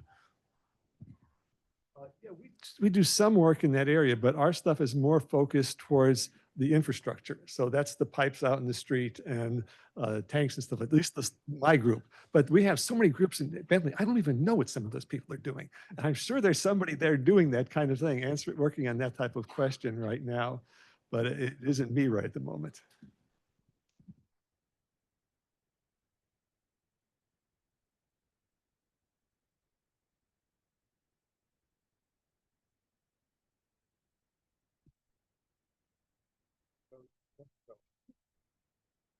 Is this on? Okay. Hi, I'm Lindsay. My question is, do any of you or your companies use AI, as we're talking about the silver tsunami and so many people retiring? I just left a water authority, and by March, over 100 years worth of knowledge will have left that single authority between retirements and people leaving. I use AI all the time. I have ideas on how they could use it to capture a lot of that knowledge, but are any of your organizations using it? So when the new generation comes in and starts at these water companies or even engineering companies talking to these 40-year, 50-year veterans, how can they use AI to capture that after those veterans leave? Are you using AI in that way? Are you seeing your customers use AI in that way? I think the quick answer to that is no, and I'd love to talk to you about what that might look like, because that interests me a lot, because I do realize that my employees will eventually need to retire. But the quick answer to that is no. We're using AI in certain areas of the business, but as it relates to knowledge transfer and using it as a tool to capture institutional knowledge, we're not. And that's something I think we definitely need to be looking into. we're doing some baby steps, like we have databases that are 50 years old with all types of scientific reports that are put in on the pile, so to say. They're researchable, but in the end, not being really looked at. So we're trying to find ways to digitalize this information, combine it with chatbots and things like that, so that it can be used as, like, we can use call it a digital assistant or something like that, and to make sure that this institutional knowledge is not going away. But it's a huge challenge. One of the early applications back in the 80s, when people first started talking about AI, probably nobody remembers that in this room, but one of the things was expert systems, where you would try to basically find an expert in some way and do a brain dump on them and store all that. But back then it was too inefficient. We didn't have the computer power we have nowadays. So that type of AI didn't really get very far, but it seems like a lot of potential for that. I'm just worried that they don't try to take my brain and just suck it dry or something like that, that they do it digitally and not physically. Great questions. Incredible conversation. Oh, one more question. Hi, Thank you. I am a first-year student, and thank you so much for all of your information and your depth and breadth of knowledge. I wanted to ask if you, like, throughout your careers or at your companies, you have like seen or identified some like specific areas that AI has been helping with water management or sustainability, and like some specific examples that you can provide. Yeah.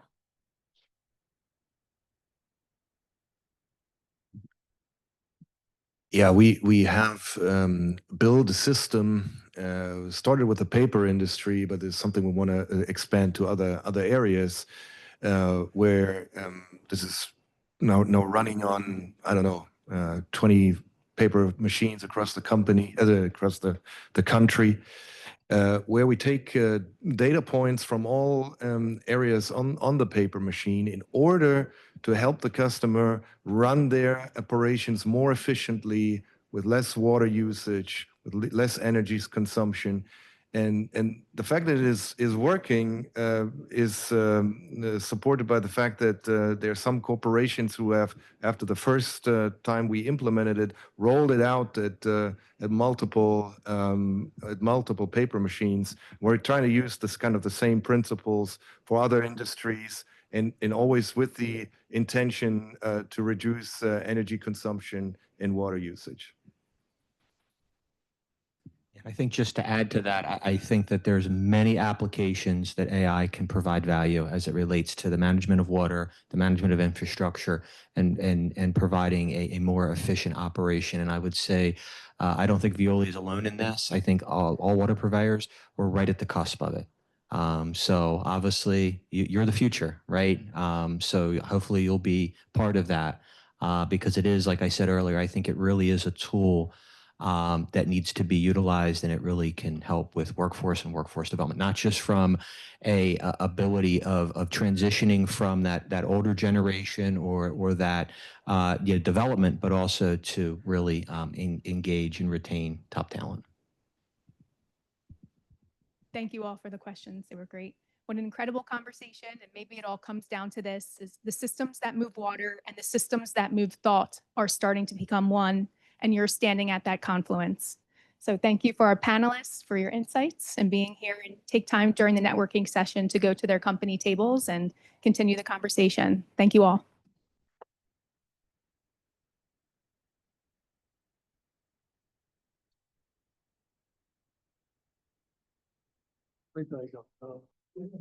Thank you all. We're just going to take a quick 15-minute break. We're going to come back for the exciting Student Innovation Award presentations and recognition. So please take a break and come back in 15 minutes. Thanks. Thank you so much. It's great.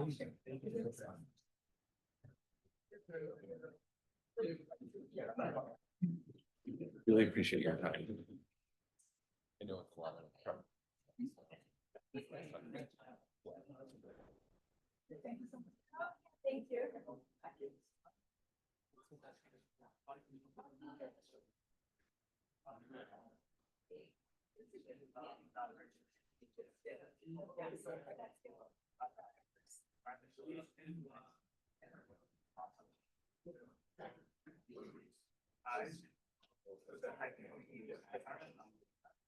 Thank you so much.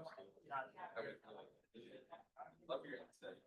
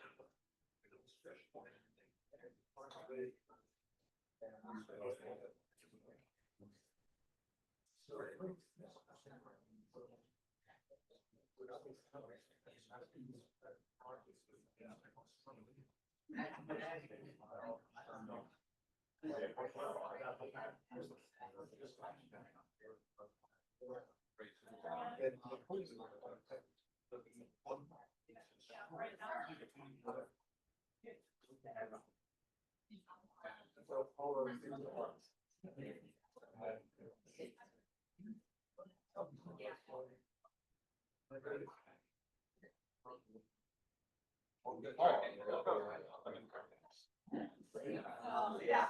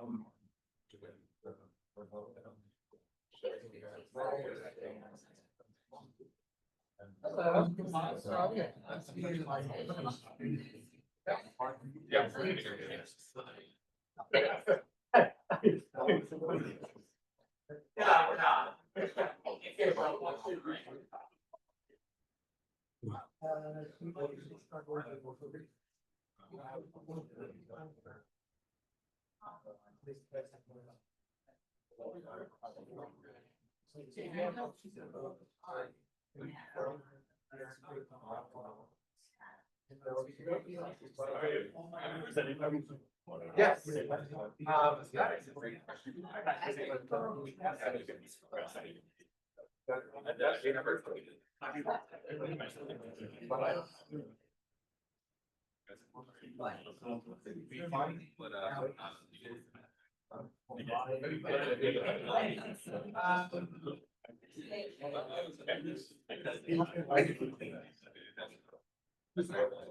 What it doesn't. Yeah. Okay. I like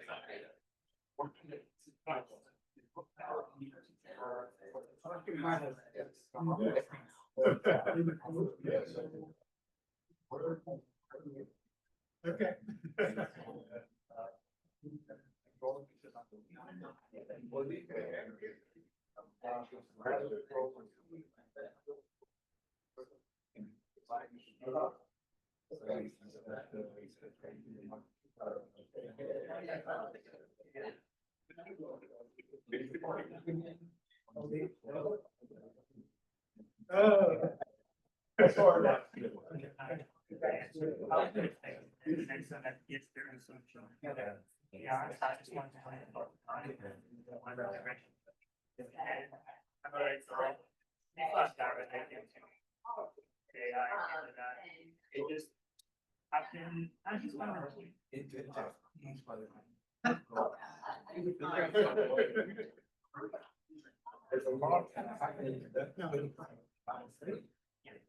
One thing I also did want to add, and I previous company one up tonight is the way we change the balance.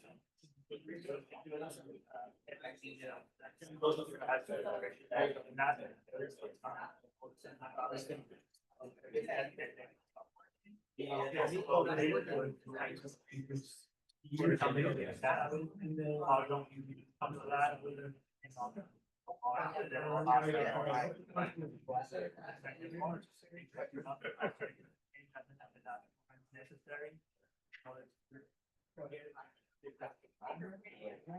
Also, is the grant deviation.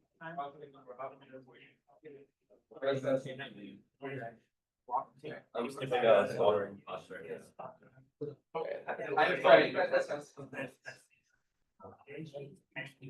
How can that work?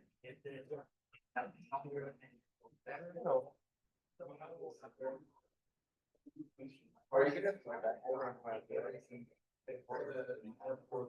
yeah. You guys get I didn't know how much I'm rolling. Yeah.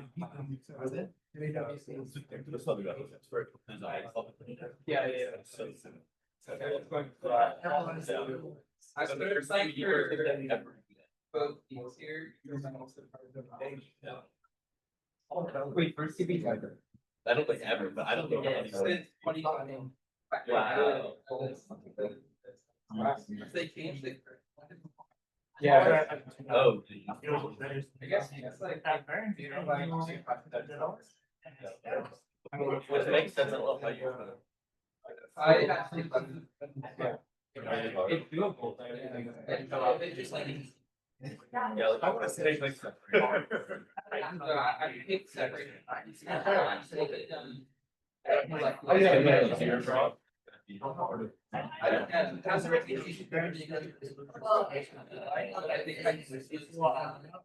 I also did pass on. Yeah,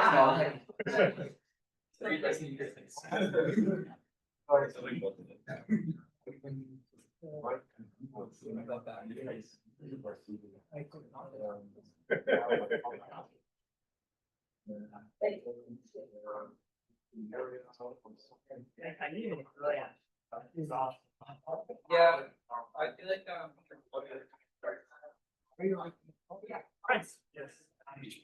Paris, I did, yeah. That's lots of hours. I realized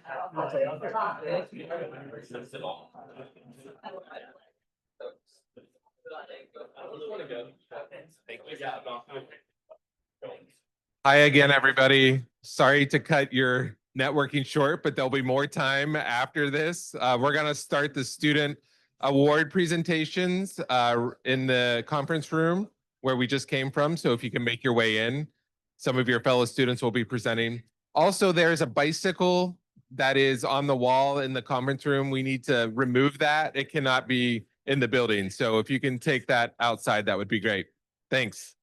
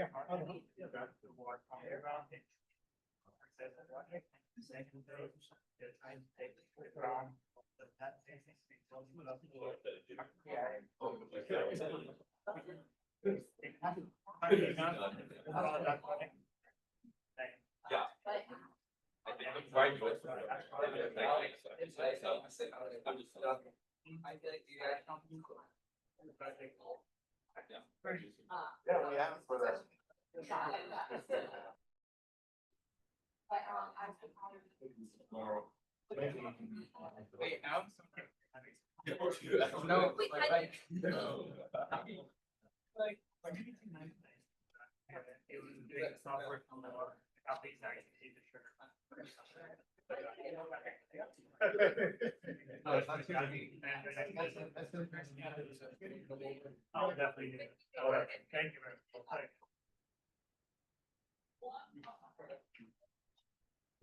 Can I have the speaker again? Hi again, everybody. 1 minute warning. We're going to get started. So we'll see you in the conference room. Thanks.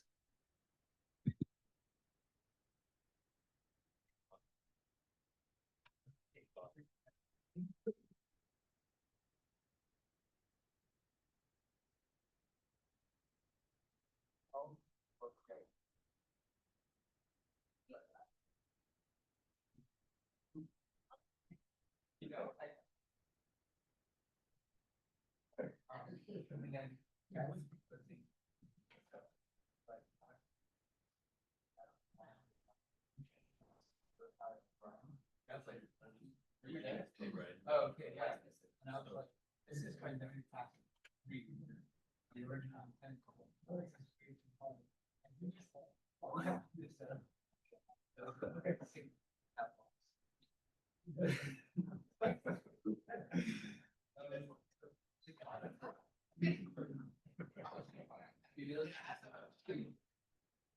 Yeah, we can try it. We'll come back with your like separations. Cheers. Yeah. Nice. Yeah. You know what else? I've not seen.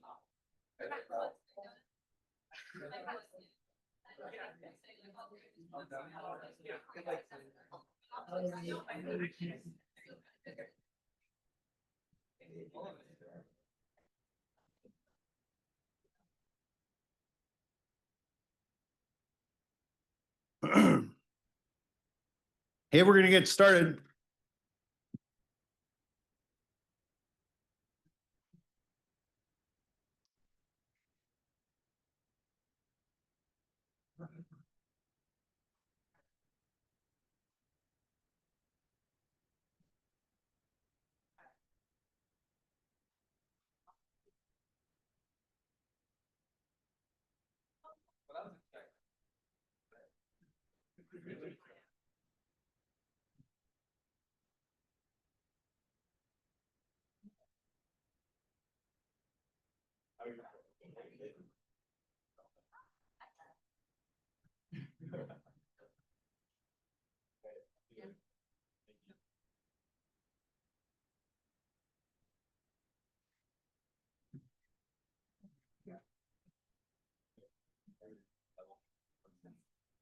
You're gonna bring the room to order?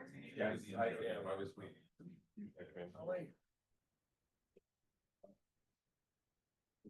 Good afternoon, everybody. Welcome back. I'd like to welcome Michael Lesniak up to, and he is going to MC our Student Innovation Award. This is our second year that we've been able to pull together the Student Innovation Award, and we have some amazing candidates that are going to be presenting today, but I'm going to hand it over to Michael. Michael is the Vice President of Global Partnerships at Aquatech.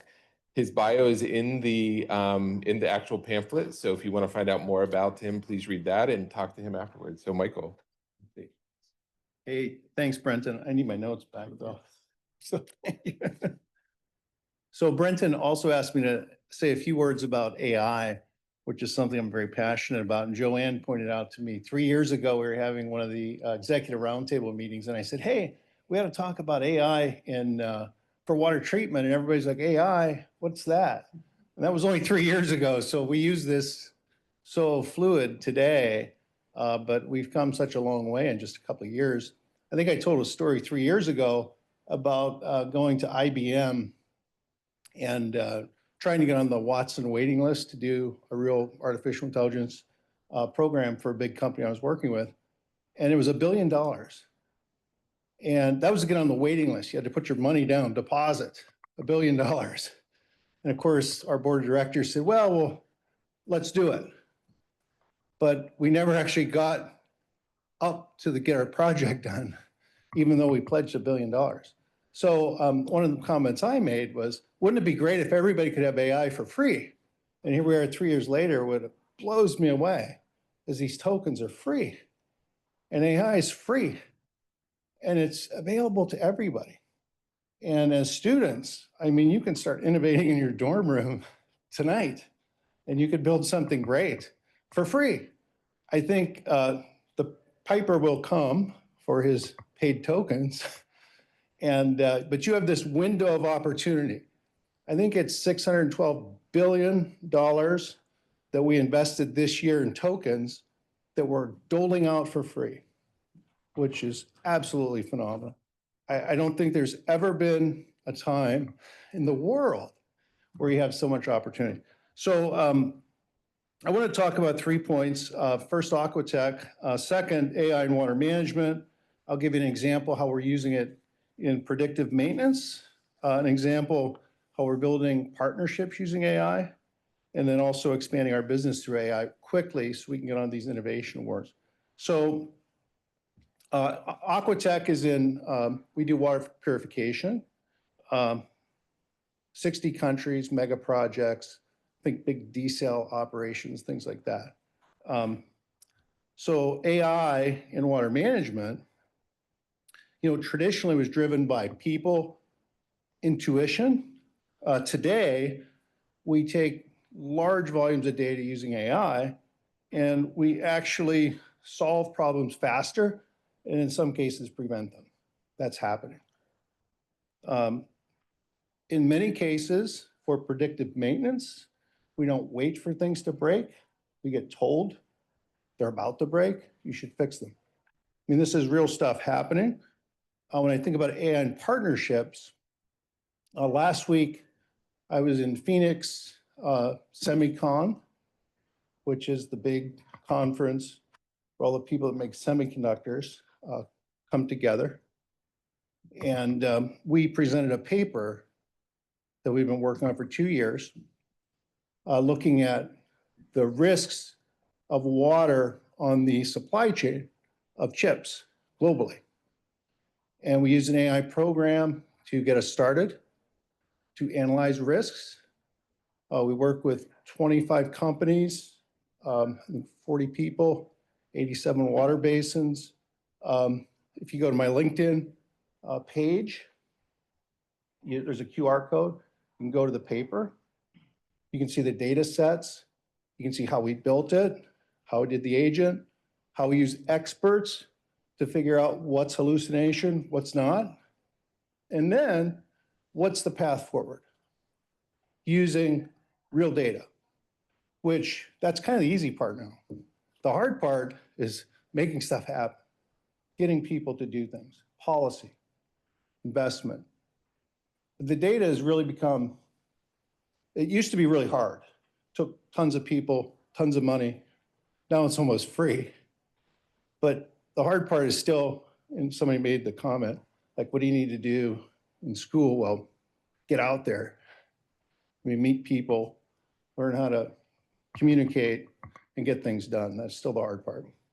So, I mean, when I look back at my career and I think about being an early innovator, I mean, I'm not that old, but I mean, innovation early in my career was, I can remember encouraging my team to carry a roll of quarters so we could build the world's largest water service company.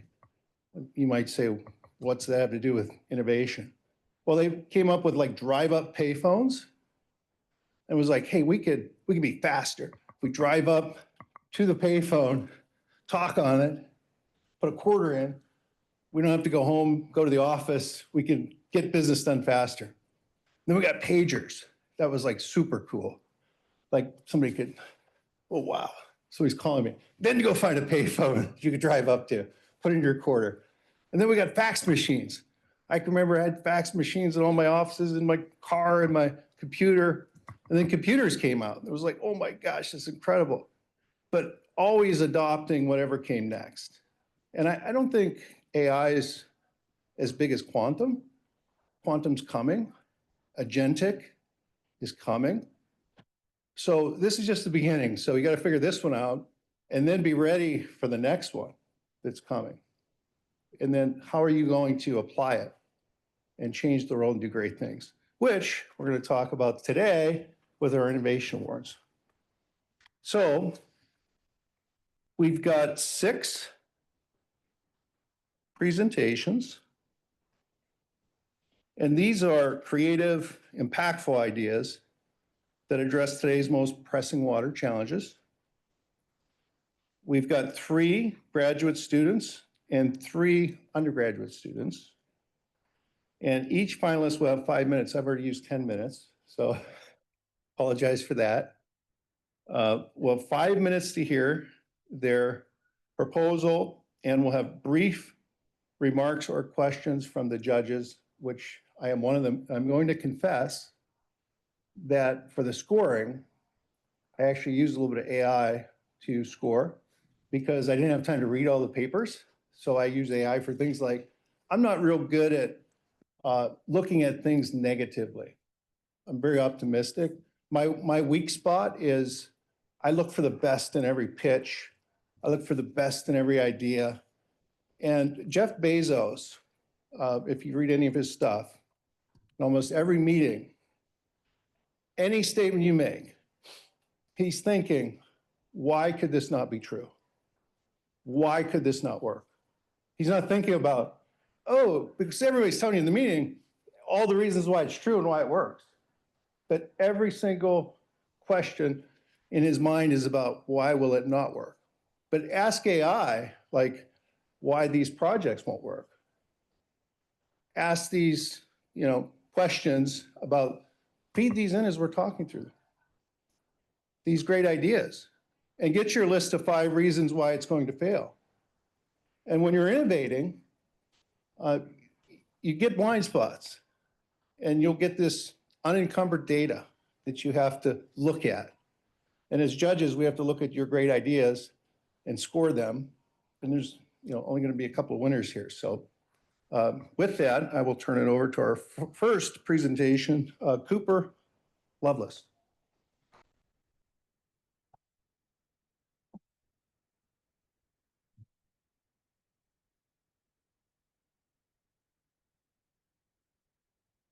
Oh, I can pull up my slides. I think they're already. Okay, perfect. Awesome. Thank you. All right. Good afternoon, everyone. The water that you drank earlier today and the one sitting with you right now contains microplastics. The World Wildlife Foundation estimates that you consume up to the weight of a credit card's worth of microplastics every single week. When I read this, I was quite surprised, but it is just an estimate. And the reason for that is that the detection of these small particles, like microplastics, is incredibly difficult. This is because of its small, yet still harmful, concentration in bodies of water. That's where my innovation comes in. A micro device that uses phase-changing surfaces for precise concentration of trace contaminants in water. Global pollution is increasing, and water quality is worsening due to multiple factors, including microplastics. These particles originate from sources such as clothing fabrics, packaging materials, and personal care products. Microplastics are products of these larger plastics in 2 main ways: breakdown from usage and breakdown from the environment, such as the sun and the waves, which is shown here. Microplastics are then consumed by humans, either in drinking water that's contaminated or ingesting marine life that takes in these particles and passes it on to us. Even at low concentrations, they affect the health of humans, marine life, and the wider ecosystem. Detection of these particles begins with concentration of water samples to isolate contaminants. This is currently done away from the sampling field, and these techniques have low yield. My device solves this, a field deployable concentration system. My innovation uses liquid-infused surfaces with low melting point coatings that, when heated gently, undergo a phase change. After a water droplet is added to the surface, the device is able to make the coating shift from liquid to solid by adjusting its surface temperature. As the droplet evaporates, it leaves behind a concentrated contaminant deposit on the coating. By controlling the time at which the phase change occurs, we're able to precisely control the deposition size. That precise control is what lets us concentrate contaminants from large water volumes into micrometer scale divots, a technology that is currently not on the market. Fabrication of the liquid-infused surface is done by creating microscale roughness in silicone wafers, which is shown on your right. This is done by a technique called deep reactive ion sketching and is followed by a treatment with a fluorinated silane compound. This increases the ability for the coating to bind to the surface. Samples are then infused with low melting point wax, resulting in a surface that looks like this on your right. This coating is what actually undergoes the phase change and controls composition of the droplets. I've already begun early feasibility testing for this invention. I've explored how deposition geometry can be controlled using paraffin as our infused surface compound. As you can see in this figure, there's a relationship between deposition diameter and the percentage of the droplet that evaporates prior to the surface's solid phase change. The image on the top right of the graph is a 3D rendering of what these deposits look like. Paraffin is a petroleum byproduct, so I also looked into naturally derived coatings such as beeswax. Our preliminary results with paraffin are similar to what we saw with beeswax. This is promising and indicates that a natural, sustainable coating can be used to control concentration of contaminants in water samples. Overall, these results are a proof of concept for the technology. They show that phase-changing coatings can be used to control deposit deposition size and thus precisely concentrate contaminants in fluid samples. This is early stage research, so with your support through the Student Water Innovation Award, I will be able to continue this project. Namely, it will facilitate 3 next steps. First, it will assist in me acquiring resources to build models that link evaporation dynamics to deposition geometry, enabling targeted prediction of the concentration factor based on time of phase change. Second, it will allow me to use fluorescent particles to visualize how contaminants move and cluster during evaporation. This will allow me to understand how these particles ultimately settle, which guide the approach to transferring concentrated contaminants from my device to analytical instruments for testing. Lastly, it will enable me to develop chemical heating mechanisms that will make the system fully portable for field testing. This innovation is about transforming about how we detect invisible contaminants, bringing lab-grade precision directly to the field. With your support, we can make sure that the next bottle of water you drink isn't just clear, but truly clean. Thank you.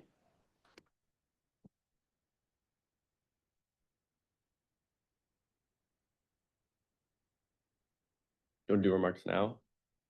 Or? Remarks? Yeah, we can open it up for any questions from the from the judges. Hi, Cooper. Congratulations on your great work. Wonderful presentation. How will you be using AI in your research? Can you elaborate? Yeah, so like I mentioned with this grant, one of the first things that I'm going to be looking at is how we can model these systems. How can we preemptively predict concentration factors so we can hit a goal target that can be used for analytical instruments, so we can quantify what types of microplastics or potentially what other type of contaminants like PFAS might be in these water systems. And a great way that we can use AI is for the supplementation of our modelings. A lot of the modeling is done with different variations of code and statistics, and AI is a great way to be able to proof and assist the work that I'll be doing with my mentor and with my team. Well done. Thank you. Hi, Cooper. I'm Angela Curry from Bentley Systems, and this is very, very impressive. I'm a lawyer, so I don't understand most of anything, the processes, and it sounds super impactful. I just have some curiosity questions. How many, types of coating did you have to use to settle on beeswax and paraffin? Yeah, so what we've done so far in the lab is just very, very early feasibility analysis. Is this even possible? So we started with paraffin because it's kind of one of the most common low melting point waxes. And we decided to look at beeswax because it is a natural source, but we are looking to continue through our research, looking at different waxes, specifically sustainable and environmentally friendly ones similar to beeswax. And how big would this device be? So currently we're working on a very small scale, small little centimeter size drop silicone wafers, and we're adding droplets in the microliter scale. And this is really just because we're trying to get as much data as possible, but we're looking at potentially upscaling after we're able to create the modeling and have a better understanding of how contaminants actually move during the water evaporation process. Very nice. Thank you. Yes, Cooper, I have a question about fluorescence. And earlier in my career, I had a chance to work with this famous guy, Dr. John Hoots, who was looking at the pharmaceutical industry, and they would do drug research and they would tag molecules with fluorescence, inject it. They could test how much of that drug was in the brain based on the tag, the molecule. So we took that idea to the water industry, built a $8 billion business with just that idea alone. We could tag different things you put in water, measure them parts per trillion. So what are you going to do with fluorescence on this project again? Yeah, so it's very similar. My background actually comes from process design, process engineering, and biologics. And one of the things that I've looked at is how can we essentially simulate viruses and getting rid of viruses in our purification processes using fluorescence. So I was able to kind of think about how we can apply this to this system. We would be able to use fluorescent particles to look at, as the water evaporates, are we getting congregation of these particles? Are they all landing in one spot? How are they distributing within the deposit? Because that's essentially the technique that we'll use to figure out how can we actually transfer this concentrated contaminant to the analytical instrument that'll tell us precise concentrations and actually what's in these samples. That's awesome.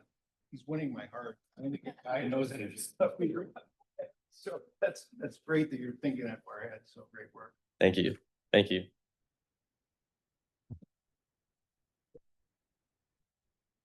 Okay, our second group, Max, Gina, Angelica, Hirletha. We're going to talk about polymer copper hybrid retrofit for cooling towers and a scalable water reuse project for power plants in arid regions, which this is also near and dear to my heart, having worked in industrial water cooling systems for over 35 years. So this is exciting. So we need to, where's the presentation? Oh, just the next. I guess we'll just take turns. Okay. Hi, everyone. Good afternoon. My name is Max. I'm here with my colleagues, Tirtha, Gina, and Angelica. And our project focuses on one of the most overlooked sources of industrial water loss, which relates to cooling towers at power plants. So across the US, these towers collectively lose billions of gallons of water each year through evaporation. For a single thermoelectric facility, this can mean up to 6 billion gallons of water lost each year. And since power generation accounts for roughly 40% of freshwater use in the United States, this loss has a serious economic and environmental impact.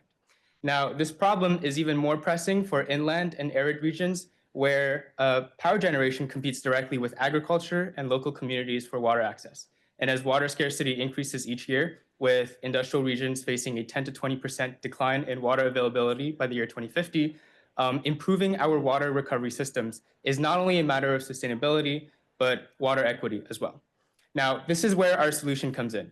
We are developing a modular system that can capture and condense water vapor directly from the exhaust plumes and allowing it to condense, drain back into our system for recirculation and reuse. We propose a hydrophobic polymer that enhances droplet shedding coupled with a copper mesh that enhances bulk heat transfer. In the following slides, my colleagues will take you through this solution at both the macro scale and the micro scale, and hopefully this convinces you that a simple and scalable modification to cooling towers can make them more efficient and sustainable as well. Okay, so moving on to just some background on how exactly a cooling tower works. So essentially the hot water enters the cooling tower and goes through baffles and ventilation in order to enhance evaporation. This extracts the heat from the water to cool down for reusage, and the remaining evaporated water exits the cooling tower as warm, saturated air. But this poses an issue as a significant amount of water loss in plants is due to this evaporative cooling. On average, around 70% of a plant's water loss is due to this cycle. For a specific plant in El Paso, Texas, the El Paso thermoelectric plant, this water loss is around 890 million gallons per year just to evaporation alone. Our goal is to reduce this evaporation by condensing around 10% of the exit steam, which would save around $540,000 per year for just a small-scaled plant. And the estimated energy required in order to condense this amount of water is estimated to be around 24.1 megawatts. Our solution serves to achieve this estimated energy condensation by introducing a new component to the system, which has a very high thermal conductivity and is able to readily extract the heat from the exiting steam as it passes through our system. This is where our mesh comes into play. So next, let's zoom in a bit on what's actually happening on the mesh surface itself. So as Max briefly mentioned, our system has three major features. So firstly, the overall structure is going to be porous, so it's either a mesh or a sponge, offering an abundant surface area for vapor to land on and condense. Secondly, we'll be coating a water-repellent polymer coating on top of this porous structure, kind of similar to the waterproof fabric you see in tents or umbrellas. This would encourage droplets to quickly form and then roll away, instead of clinging to the surface and blocking new droplets from condensing. And finally, we'll be coating the polymer onto a copper substrate, which is great at drawing away the heat release during condensation, maintaining the surface at a cool enough temperature for continuous condensation. So overall, we'll be fabricating a smart and self-sustaining material that is capable of continuous vapor capture. Now, our next steps build directly on the foundations we've laid so far. We started with one question. How can we harness water from vapor in an efficient enough manner that we can make a real impact on water scarcity? Well, through extensive literature review and modeling, we honed in on the PVDF copper substrate because it balances durability, cost, and condensation efficiency. Next, we want to validate our findings. How do we do this? Well, we're going to fabricate and test this substrate under controlled conditions, under desert conditions, and see whether it's durable over repeated cycles. If we do end up matching our projections, then just saving 10% and harnessing just 10% of water vapor can actually save over 600 million gallons of water per year per thermoelectric power plant in the United States. That way, we will be promoting a more sustainable and circular water economy. That's why funding matters. We need access to specialized lab equipment, buy material, as well as scale this fabrication so it's not just a lab innovation, but a real impact-worthy technology. To anyone in this room that's an expert in scaling and material configuration, we would love to have a conversation with you after to pick at your brain. We've been working on this since July, and we will be continuing to work on this throughout the rest of the academic year, and we would love to collaborate with any experts in this room in the field. So thank you so much for your time, everyone.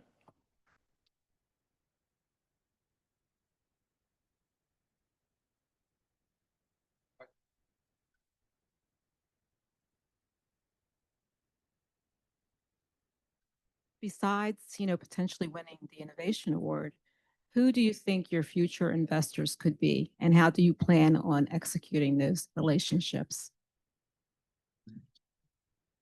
So this project is within the context of an environmental design contest that is sponsored specifically by the El Paso Electric Company.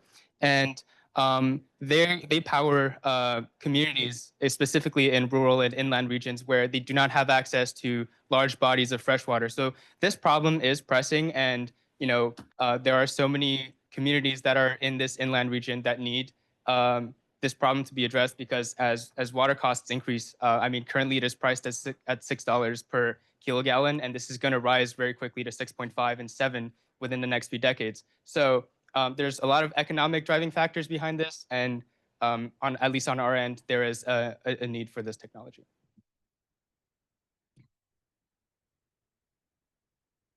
This sounds like a huge, huge production. How have you been able to trial this thus far?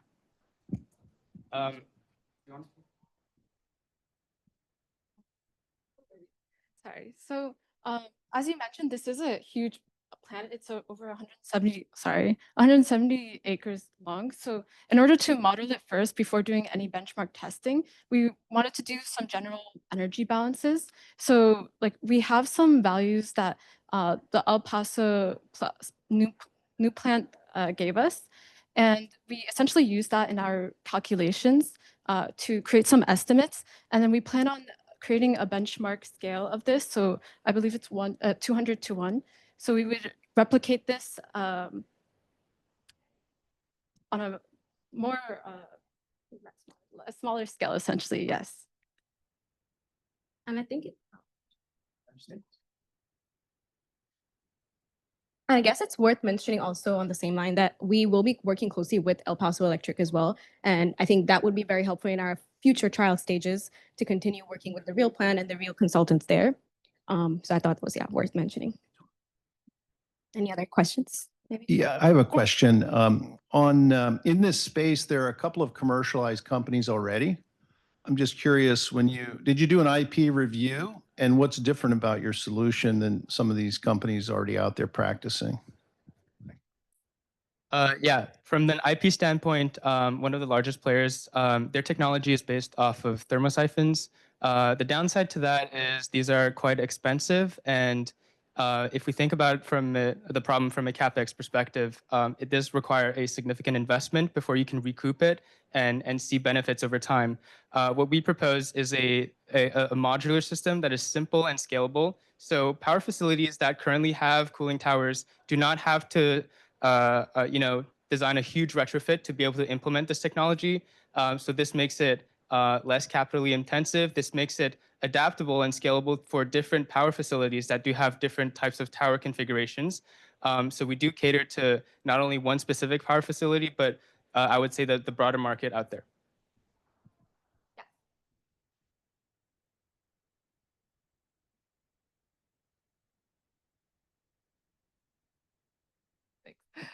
So this is a huge opportunity in terms of the volume of water that's lost, as you stated, to evaporation. You're positing that you hope to capture about 10% of that.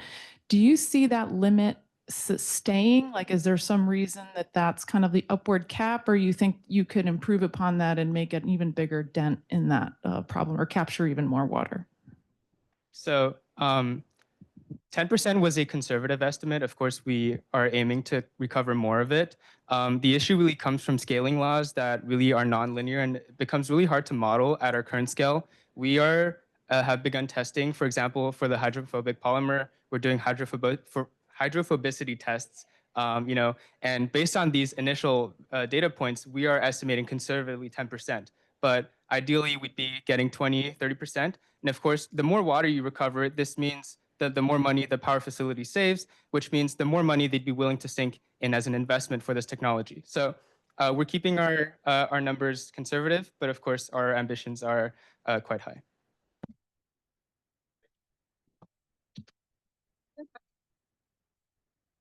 I think there's one more question. Okay. Yeah. Other question.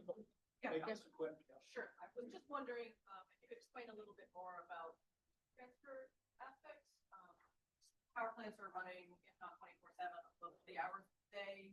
The heat that's transferred, I don't know much about this, so I just want to know more about it. The heat that's transferred from the water into the copper mesh, where does it go and where is it released to? Is there a limit to how much heat is stored? Yeah, I guess we could talk about in the sense of so the water that after it exits the steam, where does the heat go? Well, our idea is right now, and we didn't mention this in our slides, but one of our members actually we project to have a giant steel, almost like a plate, that's going to actually absorb from this copper mesh the heat, and it's going to use natural convection and radiation to actually radiate it back into the atmosphere. And doing the math on it actually works out really well. There's enough natural convection to like really, change the air above it. So that's sort of like the idea of how we're going to get rid of that heat. In terms of like the limit, it's really proportional to the size of the plant and the surface area. The larger the surface area, the better. But again, you have to balance out a cost analysis on that and see where, we can find a sweet spot, if that answers the question. Yeah, great. Great job. So I mentioned I was at SEMICON last week with TSMC and Intel and Taiwan Semiconductor. They came to America to make these AI chips, and Intel coming back strong, make America great again. So in the Intel fabs, there's only one place they lose water, only one place. It's the cooling tower evaporation. Everything else is 100% recycled. Nothing leaves the site. So when you think about this problem in that industry, that's about 10 million gallons per day in Chandler, Arizona. When TSMC Fab 1, 2, 3 comes on, that's another 10 million gallons a day that just gets evaporated through the latent heat of vaporization, which the thermodynamics of cooling, that's free electricity if you understand thermodynamics, which that was a great question. So, okay, our next and final undergraduate involves PFAS, which is really exciting. Although in the current administration, I will share in SEMICON, we're not allowed to say the P word anymore. The year before, that's all we talked about for 3 days. PFAS, because the administration was, we're going to shut you down if you don't get rid of it in semiconductor manufacturing, because you can't make semiconductors without PFAS. And you produce it, it goes in the air, it goes in the water. So this is a great pertinent, and we are going to address PFAS. Thank you so much. It's close.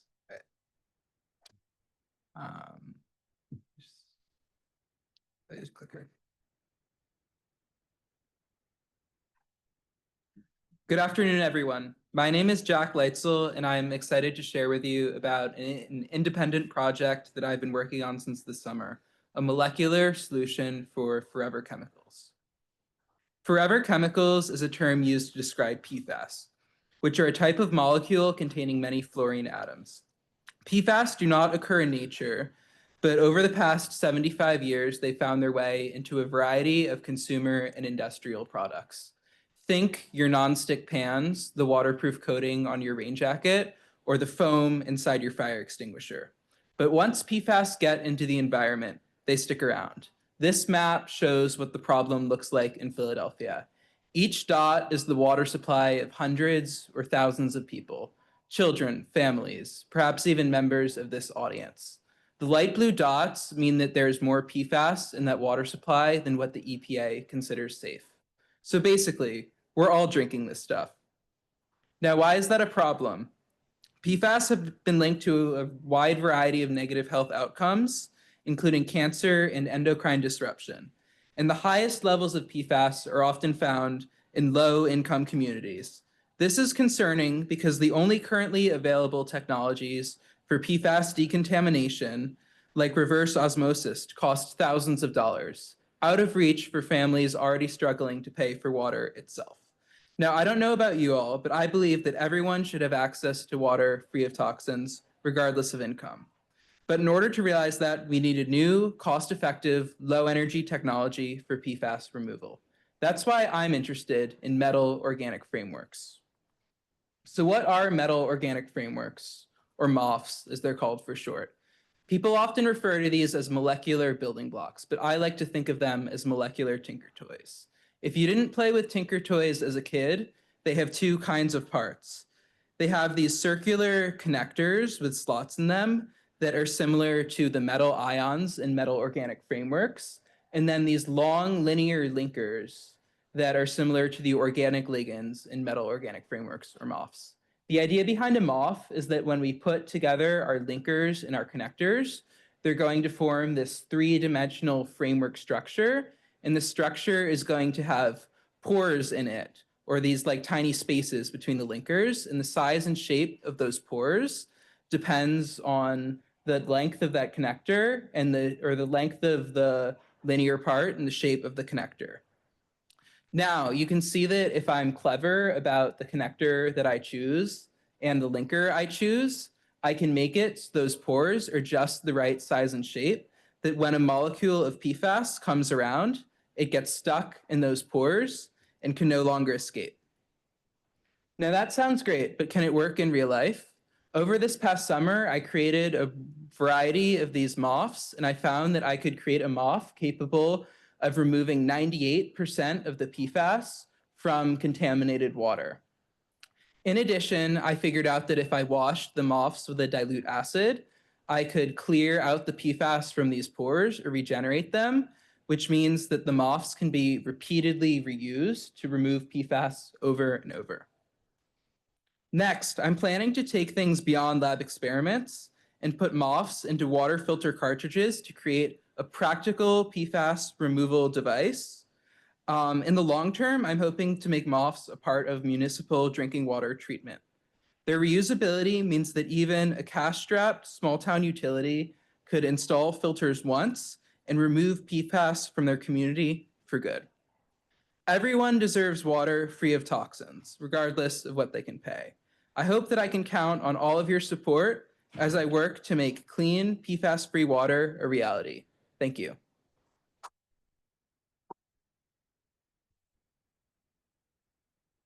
This is awesome. I'm doing a terrible job of being an MC because the questions are great and we're gonna fall way behind. We can take two questions from the judges.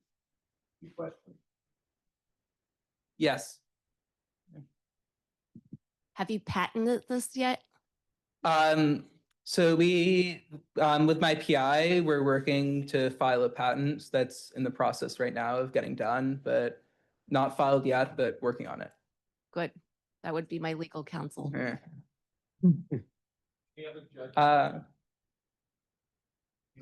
Just, I have a question here in the back. In the Hello. What happens to the waste? How concentrated is the waste product? And what do you plan to do with that? Yeah, so that's a really good question because you are kind of generating this waste product that It's not going to be like, it'll definitely be more concentrated. I haven't done specific like mass spec measurements to know the concentration of that waste product, but I think because when you regenerate them, you will. The good news is I don't think you're generating large volumes of the waste product because PFAS are so low concentrated. So a downside to this on a large scale is you would have like a tank full of waste product, but I don't think it's the kind of thing where it's at a big scale compared to the problem of contamination in the first place. That answers it. Just a follow-up question. How can the waste product be reused in industry? I mean, I guess if you want like a PFAS solution to use in industry, you could hypothetically use that waste product. Now, PFAS are pretty cheap, so I would question whether the economics of that would be very feasible, but it's certainly an interesting thought. Awesome, Jack. Thank you very much.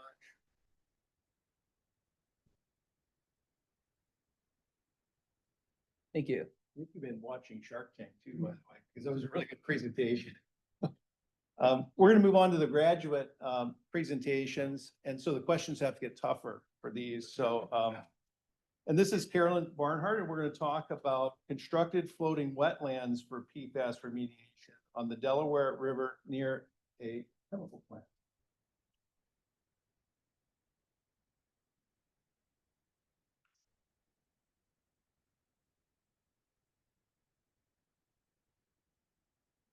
Hi, everyone. My name is Caroline Barnhart. I'm a Master's of Environmental Studies candidate here at Penn, and my project seeks to address one of the most pressing water contamination issues of the 21st century. I'm sure most of us in this room are familiar with PFAS, but for anyone who isn't, per and polyfluoroalkyl substances, also known as PFAS, are a family of chemicals found in everything, as mentioned, from nonstick pans to raincoats to firefighting foam. They're designed to be the perfect chemical, resistant to oil and water, but they've achieved this arguably a little bit too well. Their chemical bonds are so strong that nature can't destroy them, and they end up building up in the environment and in our bodies, earning them the nickname forever chemicals. Studies have found that PFAS have been detected in the blood of 97% of the US population, and they've been linked to cancers, immune dysfunction, and developmental problems. So we face a question: how do you clean up something that was designed to never degrade? Right now, most PFAS treatment, like activated carbon filters or ion exchange systems, can be expensive, energy intensive, or hard to maintain. If you're a small community or rural town, some of these technologies might not be feasible for you. And if you're dealing with large bodies of surface water, wouldn't it be better to limit PFAS before it ends up in drinking water? We know that nature-based solutions are proven to help us harness the power of the environment to solve environmental challenges, including PFAS, including water pollution, in ways that benefit us ecologically and economically. So what if PFAS remediation could be affordable, adaptable, and alive? My project explores a new approach, constructed floating wetlands, or CFWs, for PFAS remediation. You can picture sort of a floating garden, plants growing on a buoyant mat, their roots hanging freely in the water below. These systems have been used before in water treatment to mimic the cleansing power of natural wetlands, but the beauty of floating wetlands is that they don't have to be built from scratch. They can be placed in existing ponds, rivers, stormwater basins, anywhere that water flows. And there also, studies have found that they're particularly suited for PFAS remediation through several promising mechanisms. Plants can uptake short-chain PFAS, the smaller, more mobile molecules, into their shoots, and long-chain PFAS can accumulate on the roots, which, because the system is floating, means that they can easily be harvested. The floating mats themselves can be enhanced with biochar or activated carbon, which are materials that can bind even more PFAS directly. You can add elements like solar-powered aeration to increase uptake, which you can see here, and include elements like bird netting on top to minimize the interaction of animals with the plants that hopefully have high PFAS levels. And because they move with water systems, CFWs are resilient to floods and storms, which makes them ideal for dynamic systems and larger bodies of water. In short, once installed, it's a lower cost, lower maintenance, high potential solution that works with nature, not against it. My pilot study focuses on the Delaware River, specifically off the coast of Deepwater, New Jersey, which is home to the Chemours Chambers Works facility, previously known as the DuPont Complex, which you can see outlined in red there. This is where Teflon was first developed, and the site represents both the origin of PFAS production and one of its enduring legacies. Over 7 months, I'll use GIS spatial analysis to identify the most feasible places on the river to deploy floating wetlands based on factors like slope, depth, flow velocity, and proximity to contamination outfalls from the facility. And I'll pair this with research to actually think through the logistics of a floating wetlands project, like reviewing wetland species known to uptake PFAS and seeing if any native variations could be utilized. I'll review how often these plants have to be harvested and explore safe ways to handle the contaminated plant biomass. This might end up being secure composting or landfilling, but I've read about processes that use high temperature incineration to turn the plants back into biochar, which, as we talked about, can be put in the mats to increase PFAS uptake. That would be really exciting because it would essentially close the loop on the whole system. But of course, all this depends on the state and regulatory policies in New Jersey, so I'll be researching those as well to see what's actually legally and logistically possible. Together, these pieces will create a roadmap, not just whether CFWs are possible scientifically, but whether they can be used in practice. PFAS contamination poses a persistent challenge to environmental health, especially in regions where regulatory frameworks and treatment options are still catching up. This research explores whether constructed floating wetlands can be a scalable, policy-compatible approach for PFAS remediation on the Delaware River system. By integrating spatial modeling, ecological design, and policy review, the goal is to identify pathways for implementing real-world nature-based remediation. In doing so, we move one step closer to bridging the gap between scientific potential and equitable environmental action. Thank you.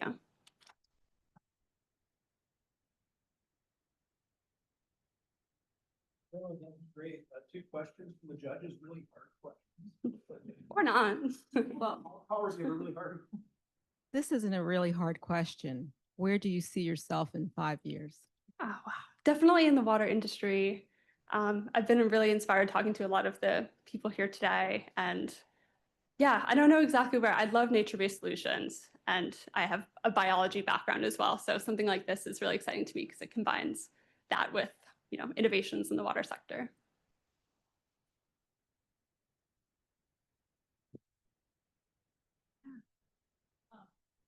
Is it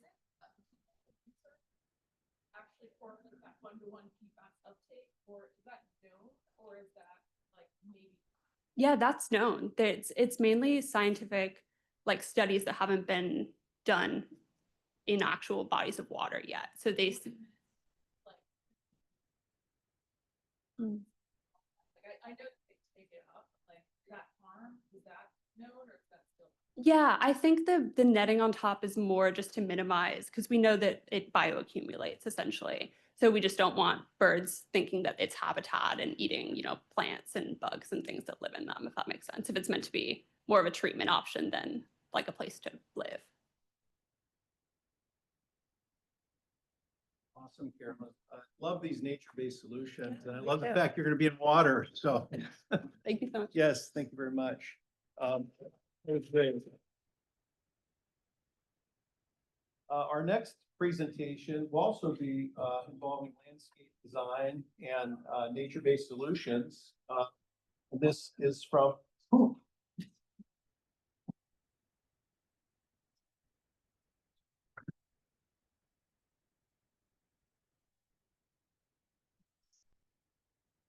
Hi, my name is Poom Chiranangsu from Master of Landscape Architecture, University of Pennsylvania. Okay, this is my project. Every tide here brings both life and poison. Staten Island's west shore once thrived as a living sponge. Today, more than 80% of its marshes are gone, replaced by pavement and industry. Each storm releases untreated wastewater through combined sewer overflow, carrying nitrogen, oil, pathogen into the creeks. The same water that once sustained life but now flooded working class and immigrant neighborhoods. Our city built walls to hold water back. But what if we live with it instead of resisting? I proposed a 5 acres pilot project in Bloomfield, Staten Island, a small industrial site, currently sealed off from nature. This site will test a constructed wetland innovation, a modular low-energy water treatment landscape that mimics the way marshes filter and renew. The system operates through 3 hydrologic stages: basins that slow the flow, terraces that absorb nutrients, and tidal cells and mounds that aerate naturally. Modeling shows the design can reduce nitrogen by 50%, phosphorus by 40%, and suspended solids by 60%. Performance comparable to engineering plant, but powered entirely by ecology.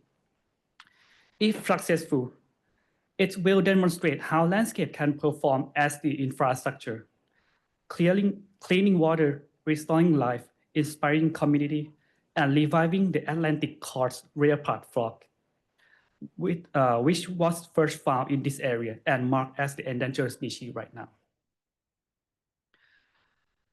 Amphibious Age envisioned this pilot as the foundation of a 600-acre amphibious corridor, a decentralized network for water treatment and flood adaptation.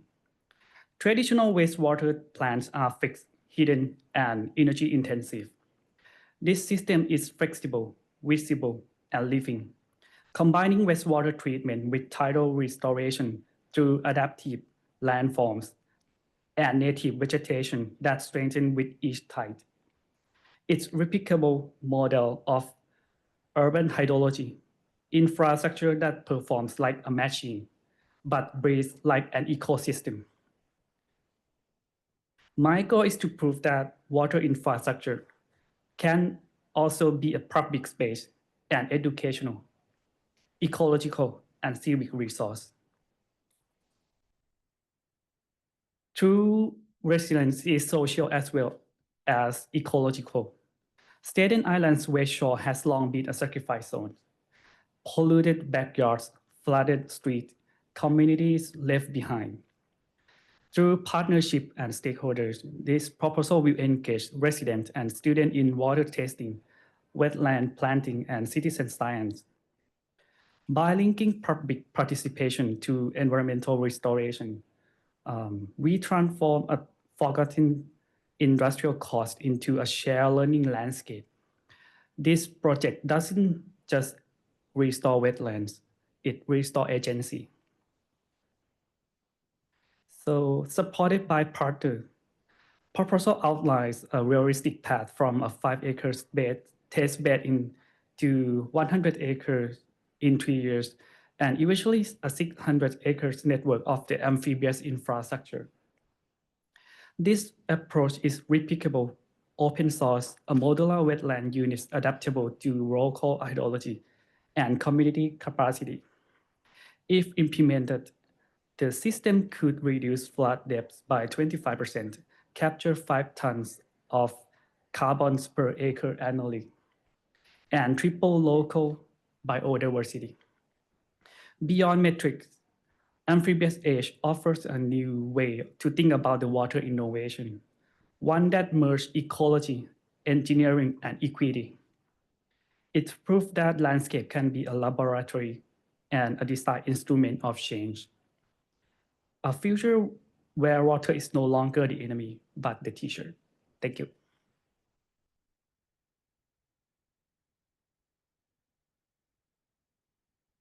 2 questions from the judges, very hard questions. Your question was wonderful because it's personal and it's about the students, right? So again, this is, pretty much a general question. Who inspired you to do this project, or what inspired you to do this project? Actually, I have a background as a landscape architecture, and I come from Thailand, which is very familiar with the hydrological system. And that's the one reason why I really want to do something with the ecological based solution to improve and increase something with this kind of issue as well. And I believe that the design can be one integrated or one tool that combine with art and nature, something like that. Thank you. More? So is the innovation here, the clean water, is it really, because I haven't seen juxtaposition of the industrial and the see it on like all this is that the realization that this can be like helping to complement the wastewater treatment plant and making it that more efficient? Is that the crux of it? Yeah. So my first implementation idea, I mean the initiate idea, is come from like this presentation. I try to think about the transition area could be something to integrate it with the wastewater treatment and some kind like the landscape landform. I try to use this landform, the first one. I mean, the top one, like what if the landscape can be and the water flow can extend some the wetland, like the wetland accretion, to expand some ecological system as well. Is one part of my idea.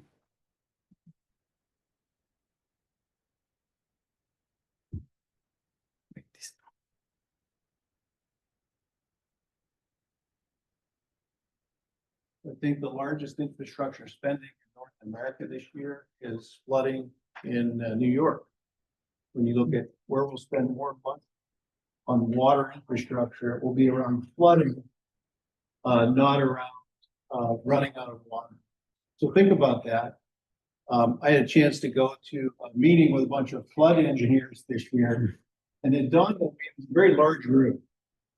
And I go to a lot of meetings with water scarcity people, how to fix the water problem. And I thought, man, if we could get these two people together. But flooding, it's more financial loss. It's more death. It's more destruction than running out of water. Think about that. You always hear about scarcity and the people without water, but you don't hear about flooding. So I think that's what I got out of this, is you're also addressing flooding, which is doing it with nature is the way we should be doing it. And Dr. Yu from Peking University was probably the best at this with his sponge cities. He passed away 4 weeks ago. They were filming a documentary on him in the Amazon. Anyway, yeah, it's really sad. So thank you for that. That was very good. Thank you. Our last presentation is also about the New Jersey Meadowlands. And so with that, I need help with pronunciation because Jinsia. Okay, almost. One more time. Should see it. Got it. Good job. Good job.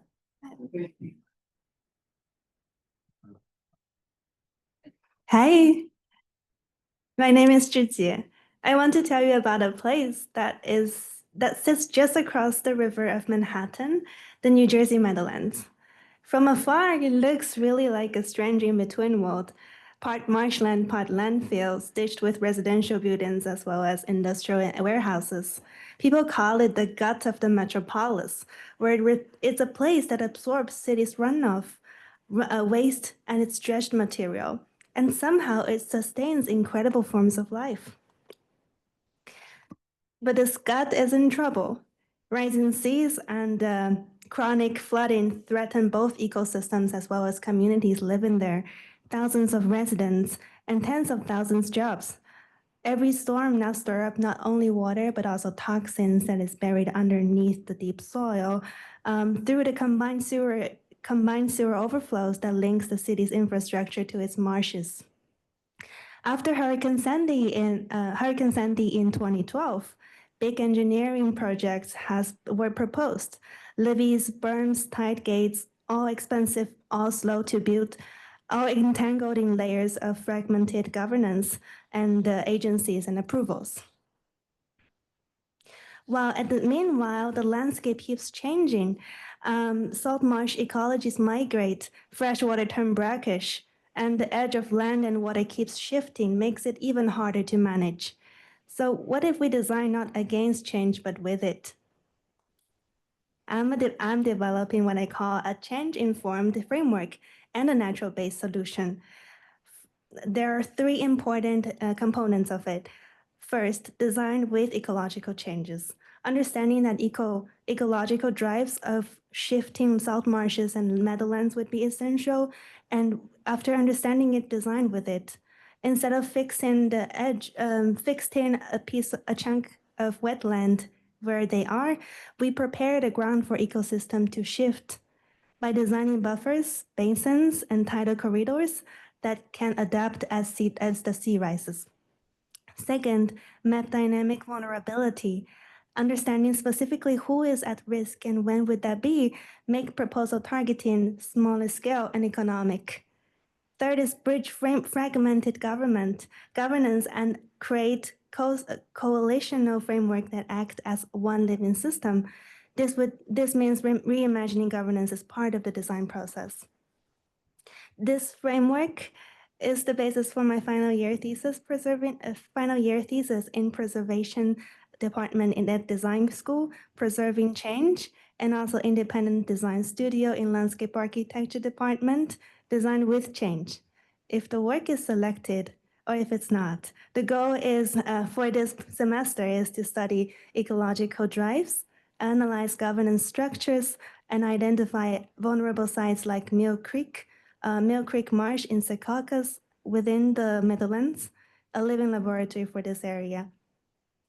The next phase would be design.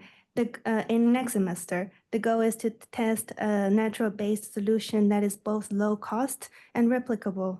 Collaborations with agencies like NJDEP and the Meadowlands Conservation Trust will help turn this project into real practice and potentially scale up through programs like FEMA and EPA wetland grants. My hope is that this project helps us understand the Meadowlands is not just as the gut of the metropolis, but also the gut of the nature, a breathing, changing landscape that has its wisdom and teaches us how to live with water. Thank you.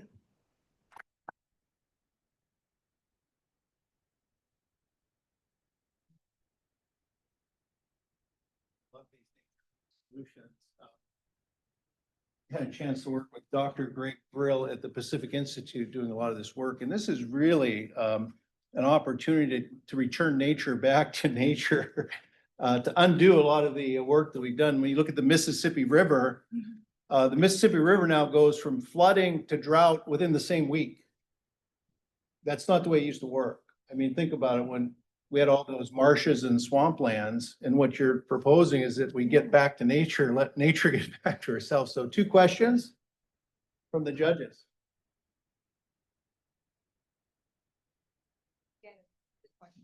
It's a question about how you would use AI to build scenario models for flood mitigation, water quality, and sewer overflow relief. This is a conference about AI. Okay, but I will not use AI in this project because I feel like this project is more framework based and more understanding of how different chunk of governance as well as how wetland work. AI doesn't fit in this project, but yeah. Oh, yeah, I would love to talk to you later about it. Oh. One more question. Angela? I really enjoyed your presentation. I think it really spoke to the empathetic people side. Also, your understanding of how governance structures and politics and bureaucracy impeding progress and infrastructure is very beyond a grad student. Where does that knowledge come from? A practicable place or a place of academic learning? I am a preservation student, so a lot of time I need to understand the governmental structure framework first, and then understanding the regulation of how they, for example, in the Meadowlands, understanding how they regulate the rate of changes and what kind of changes they are caring about.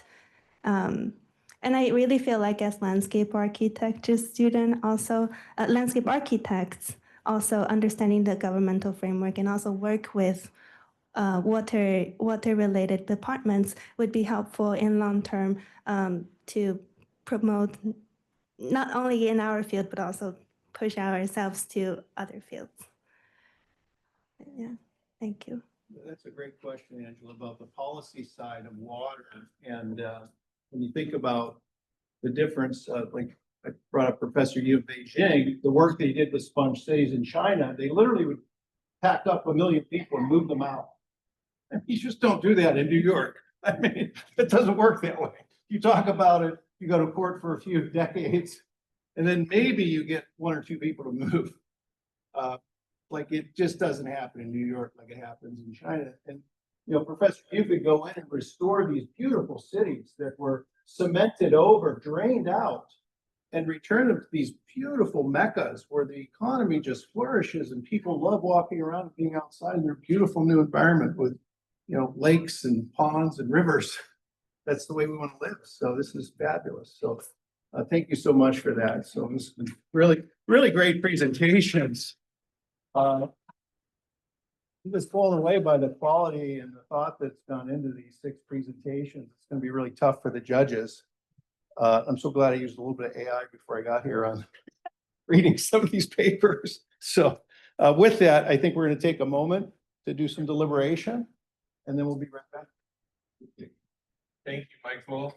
And if you haven't had a chance to meet with Michael or sit and chat with him, he has the business and he has the policy and he has the partnership side. So it's really great. Oh, yes, the judges are just going to go deliberate now. Yes. So it's now my pleasure to welcome Dr. Marissa Kozlowski, an Associate Dean in Penn School of Arts and Sciences. Dr. Kozlowski has been instrumental in fostering interdisciplinary research and innovation, connecting science and policy to address complex global challenges. And today she will share her perspective on how institutions like Penn can prepare students to lead in an increasingly technology-driven water sector. So, Dr. Kozlowski.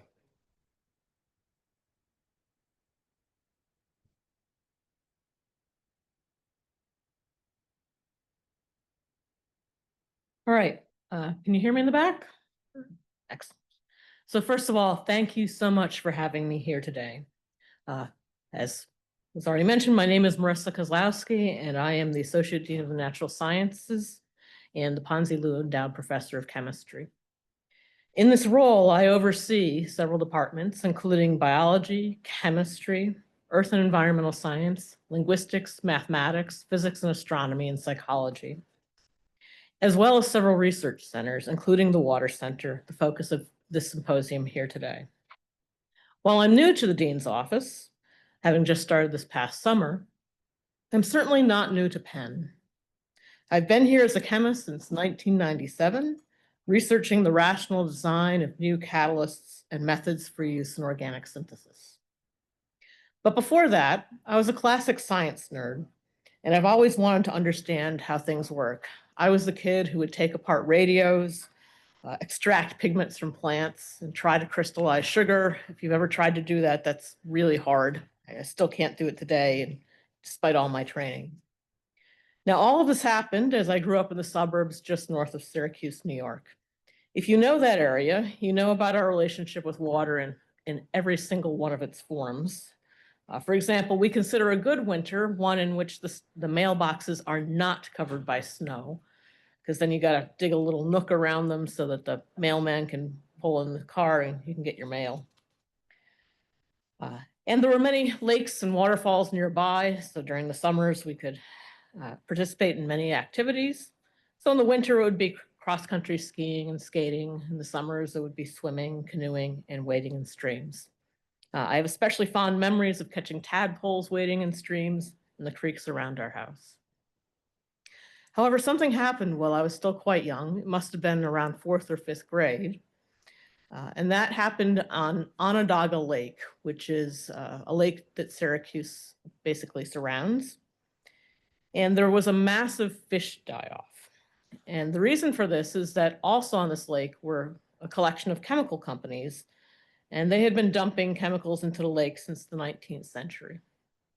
One of the most toxic chemicals was methyl mercury, which killed all the fish. And I can still remember the stench from this fish die-off and how it changed the life around the lake, especially the parks that we used to frequent. A study was ultimately done, which included trying to measure the depth of the lake. It was inconclusive because there were so many layers of silt at the bottom. Eventually, 2.65 million cubic yards of contaminated sediment were removed, and a cap was placed on the rest at the bottom of the lake to entrain the mercury wastes. Diluted calcium nitrate was also added to contain methylmercury in deep areas of the lake. Even so, it is still not safe to fish for walleye or smallmouth bass in Onondaga Lake, and it's still not safe to swim. This made me think, how can we behave like this as a society? We need to treat our environment better, including our water resources. So I became interested in environmental science, but ultimately I fell in love with chemistry. When I took my first chemistry class in 7th grade, Mr. Island would allow me to come in and work in the laboratory during my free time, running all the experiments that we didn't get to during class. It was amazing. I loved being in the lab, and I loved running my own experiments, and that persists till today. During COVID, one of the things I did was I developed an at-home set of experiments for organic chemistry, which includes extraction of between water and an organic phase, which in this case was just vegetable oil. I'm going back in time in my senior year in high school. My interest led me to select a research project in my senior year looking at salt contamination. In upstate New York, it snows a lot, particularly north of Syracuse, and the roads were heavily salted as a consequence. And some of that salt would eventually run off into our waterways, and I wanted to investigate the consequences. So I developed an assay to measure the amount of sodium chloride released into the waterways using a method called titration, which for anybody that's taken general chemistry, I'm sure you have not so fond memories of the method, but I liked it. And then I went out and I sampled water from 5 different sites, some of which were close to highways and freeways, and some of which were in more isolated areas. I also went to Syracuse University, and I spent a lot of time in the library researching the effects of sodium chloride on infrastructure and waterways. What I found from the experiments that I ran was that the levels of sodium chloride just skyrocketed in the winter, especially in the creeks that ran adjacent to the larger highways. And the levels would jump by not just 100 times, but 1,000,000 times, to the point where I had to dilute the water to be able to measure the amount of salt in some of that water. Now, I'm not the only person that's ever run this sort of analysis. And over the years, it has been recognized, and there are better practices now for road treatments in the winter using combinations of sand and potassium chloride, which you don't need to use as much of, to diminish these negative effects. And that's really good to see how science can influence policy and help us as a society to make better decisions. By the time I went to Cornell for undergraduate, I knew I wanted to study chemistry. I did my undergraduate research on RNA-derived materials and later went to Berkeley for my PhD, where I studied bioorganic chemistry. And after that, I came to Penn. Well, I did a postdoc, and then I came to Penn and started my independent career. And I've been working over the years on a variety of different projects. Early on, we did a lot of anti-cancer research. But more recently, my career has evolved in a different direction. And this is something to keep in mind. You become intellectually restless over time, especially once you feel like you've become decent or decently good at something. And you ask yourself, what are the new challenges? What would be exciting to explore? And this is one way in which networking and exchanging ideas can bring new opportunities. For me, the opening of the Vagelos Laboratory for Energy Science and Technology led to some eye-opening possibilities. This effort brought together research from across diverse scientific fields, and talking together as a group, some of us identified one area that matched well with my interests in chemistry. And that was upcycling of polymers, which involves increasing their circular economy and removing plastics from waste streams, particularly the plastics that are most chemically resistant and the most difficult to recycle. For example, milk jugs are made from high-density polyethylene, a material which is very hard to chemically reuse. And we've now found a method where we can convert those materials into a polymer that has a higher value, thus making upcycling more economically attractive. We've been able to innovate in this area, and we've just submitted a patent on this very exciting work. The lesson here is that it is important to remain curious and to talk to people, including those outside your field, just as you are doing here today. Events like this one, where you can connect with professionals and peers, can spark new ideas and can help shape your career. And SAS, the School of Arts and Sciences, is a great place to do that. The school consists of 28 departments across the humanities, social sciences, and natural sciences. It is the intellectual foundation of the university and is a great place to be and to make connections. While discipline-based departments are the bedrock of the school, we pride ourselves on being a fruitful environment for interdisciplinary and collaborative research. Local, national, and global engagement are all a strong priority for us. This willingness to look outward, both outside one's discipline and outside the walls of academia, is part of the remarkable spirit of innovation and engagement that our faculty and students share. And one of the topics that connects us across the divisions is water. Chemists work on clean water technologies and contaminant removal. Environmental scientists study climate and hydrological impacts. Economists and policy scholars look at governance, pricing, and the equity of water access. And social scientists and humanists look at community justice and cultural perspectives on water. And I thought it was particularly nice today in these innovation presentations that we saw elements of all those different thrusts.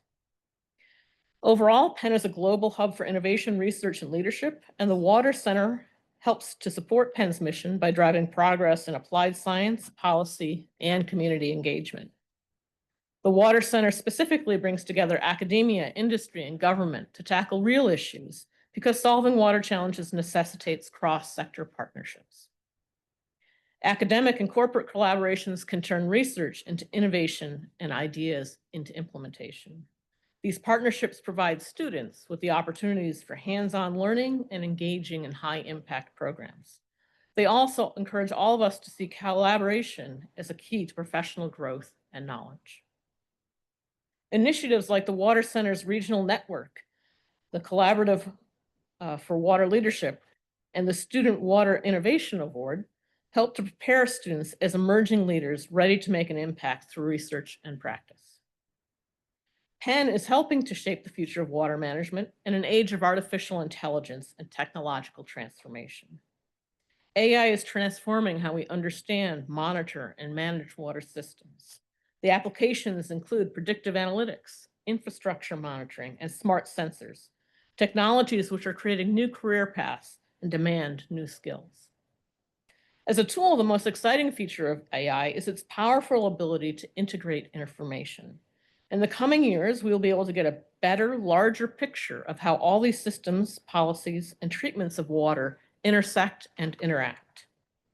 And Penn is uniquely positioned to lead in this evolving space, with faculty like Hugo Oloa, a fluid dynamicist, unraveling geophysical and environmental flows, John Hawkins, a biogeochemist who studies glacial meltwater, Reto Gere, who researches ocean, atmosphere, and climate sciences, and a new hire, Ainara Zahn, who will start this spring, who studies the transport of water vapor, CO2, and temperature with the goal of improving accurate weather prediction in cities. And as students and young professionals, you will be at the forefront, both benefiting from their knowledge as well as creating your own. Here at Penn, we define success not just by the facts you learn, but by the outlook you develop and the values that you cultivate. Because when you think about the value of your education, it's not just providing you a means to an end. What's most as important is your ability to remain curious, collaborative, and open in a world that sometimes seems to value closed-minded certainty and individualism. It's about figuring out who you are, what you're good at, and how you can use that to change the world. Some of you may become future scientists, policymakers, and industry leaders. As a faculty, it is our job to help you get there. We're working to ensure that the education we offer nurtures and inspires young scholars who are resilient as well as brilliant. and ready to meet both the challenges of today and tomorrow. Our students and alumni are people who will be ready for a changing world. I'd like to thank you for having me here. I'm humbled and honored to be with you. I thank the Water Center for the invitation and for all their efforts in setting up this event. And I hope you remember what you've learned here today and that it serves you well. As we close, continue talking among yourselves and with the speakers and professionals here today. Hopefully some of those experiences will spark future questions and inspire new directions. And remember, don't just look at what you know. Look at what you don't know. Look at what remains to be discovered. Look for the new challenges. Thank you.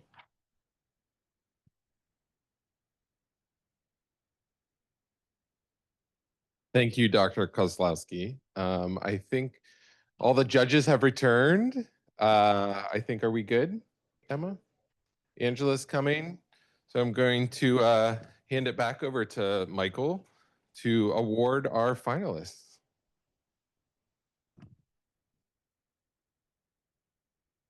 This is so exciting. I feel like I'm on TV.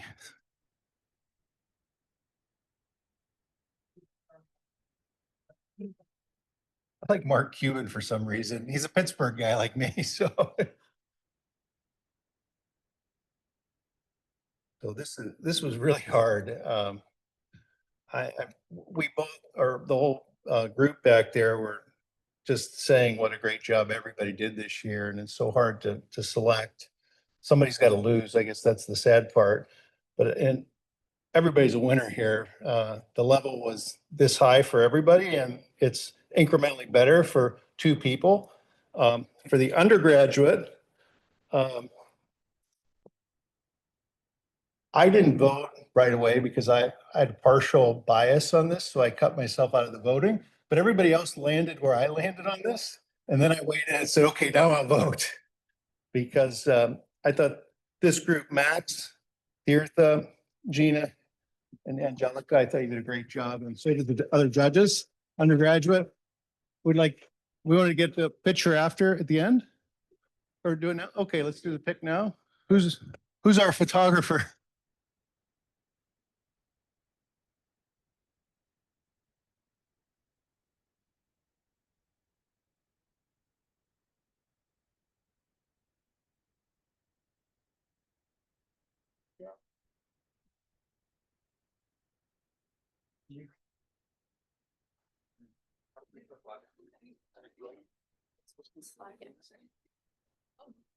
Yeah. Or do we want to do it in front of the okay, over here in front of the stage. So we'll have a nice backdrop over here.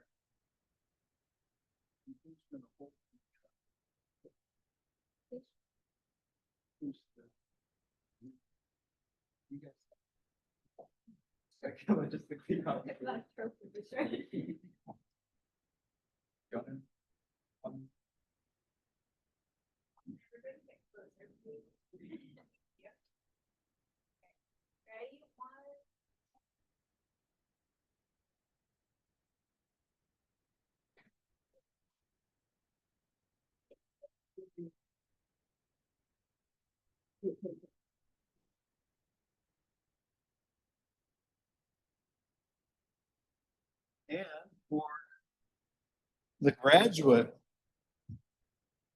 winner, this was also very difficult. Also, I had a strong bias on nature-based solutions. I started my career here in Pennsylvania building something called a marsh pond meadow system 40 years ago in a small coal mining town called Island, Pennsylvania. That was 40 years ago. We didn't call it nature-based solution. We called cleaning up industrial pollution. And it worked. And but this is so much better than what we were doing 40 years ago. And Carolyn Barnhart, we'd like to recognize your outstanding presentation. And the way that you said so passionately, you're going to be in the water doing something. You have it flowing through your veins, so that's really exciting.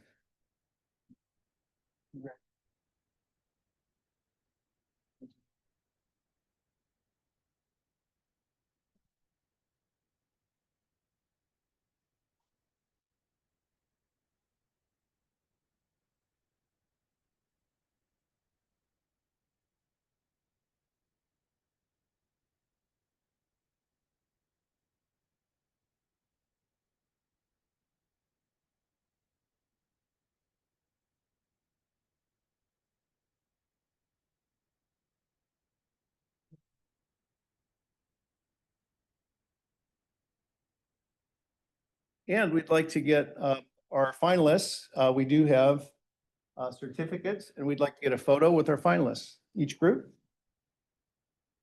Yeah, everyone who presented wants to come up and so you can take some. Yeah. Okay, we'll all get one group photo. One more Yeah. picture.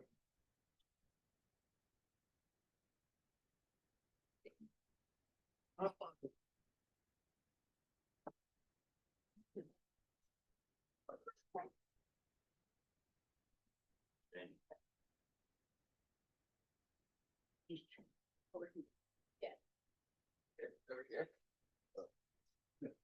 Perfect.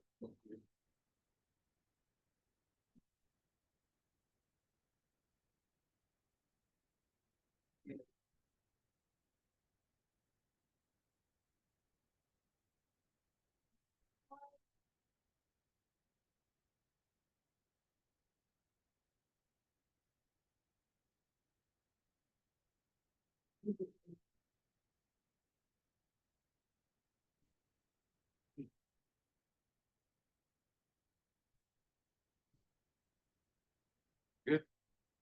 Thank you, Michael, and congratulations to the winners and the honorable mentions. I should note that thanks to our sponsors for this event and the supporters of the Water Center, each award winner, one graduate and one undergraduate, will receive $2,000 towards their research. So congratulations. But that said, I want to thank everybody today, our speakers, our panelists, our judges, student finalists. Your insights, creativity have made today truly inspiring. Congratulations again to our award winners and participants. We are deeply grateful for the support from our sponsors. It's hard to just say how grateful we are to our sponsors and to everybody in the room. Michael's here from Aquatech. We have representatives from Bentley Systems and Angela, thank you, and Aqua, American Water, Selenis, the list goes on. So most of these companies are outside these doors. We are going to go into a reception now. Lots more networking time to meet with the industry partners. We have food outside, we have drinks. So please meet and exchange business cards and ideas and brainstorm. This is really such an exciting time to have such a focus on water right now and industry partners. So thank you to everybody. Thank you to our judges. Really appreciate everybody's time today. Please go out and enjoy the reception and networking. Thank you.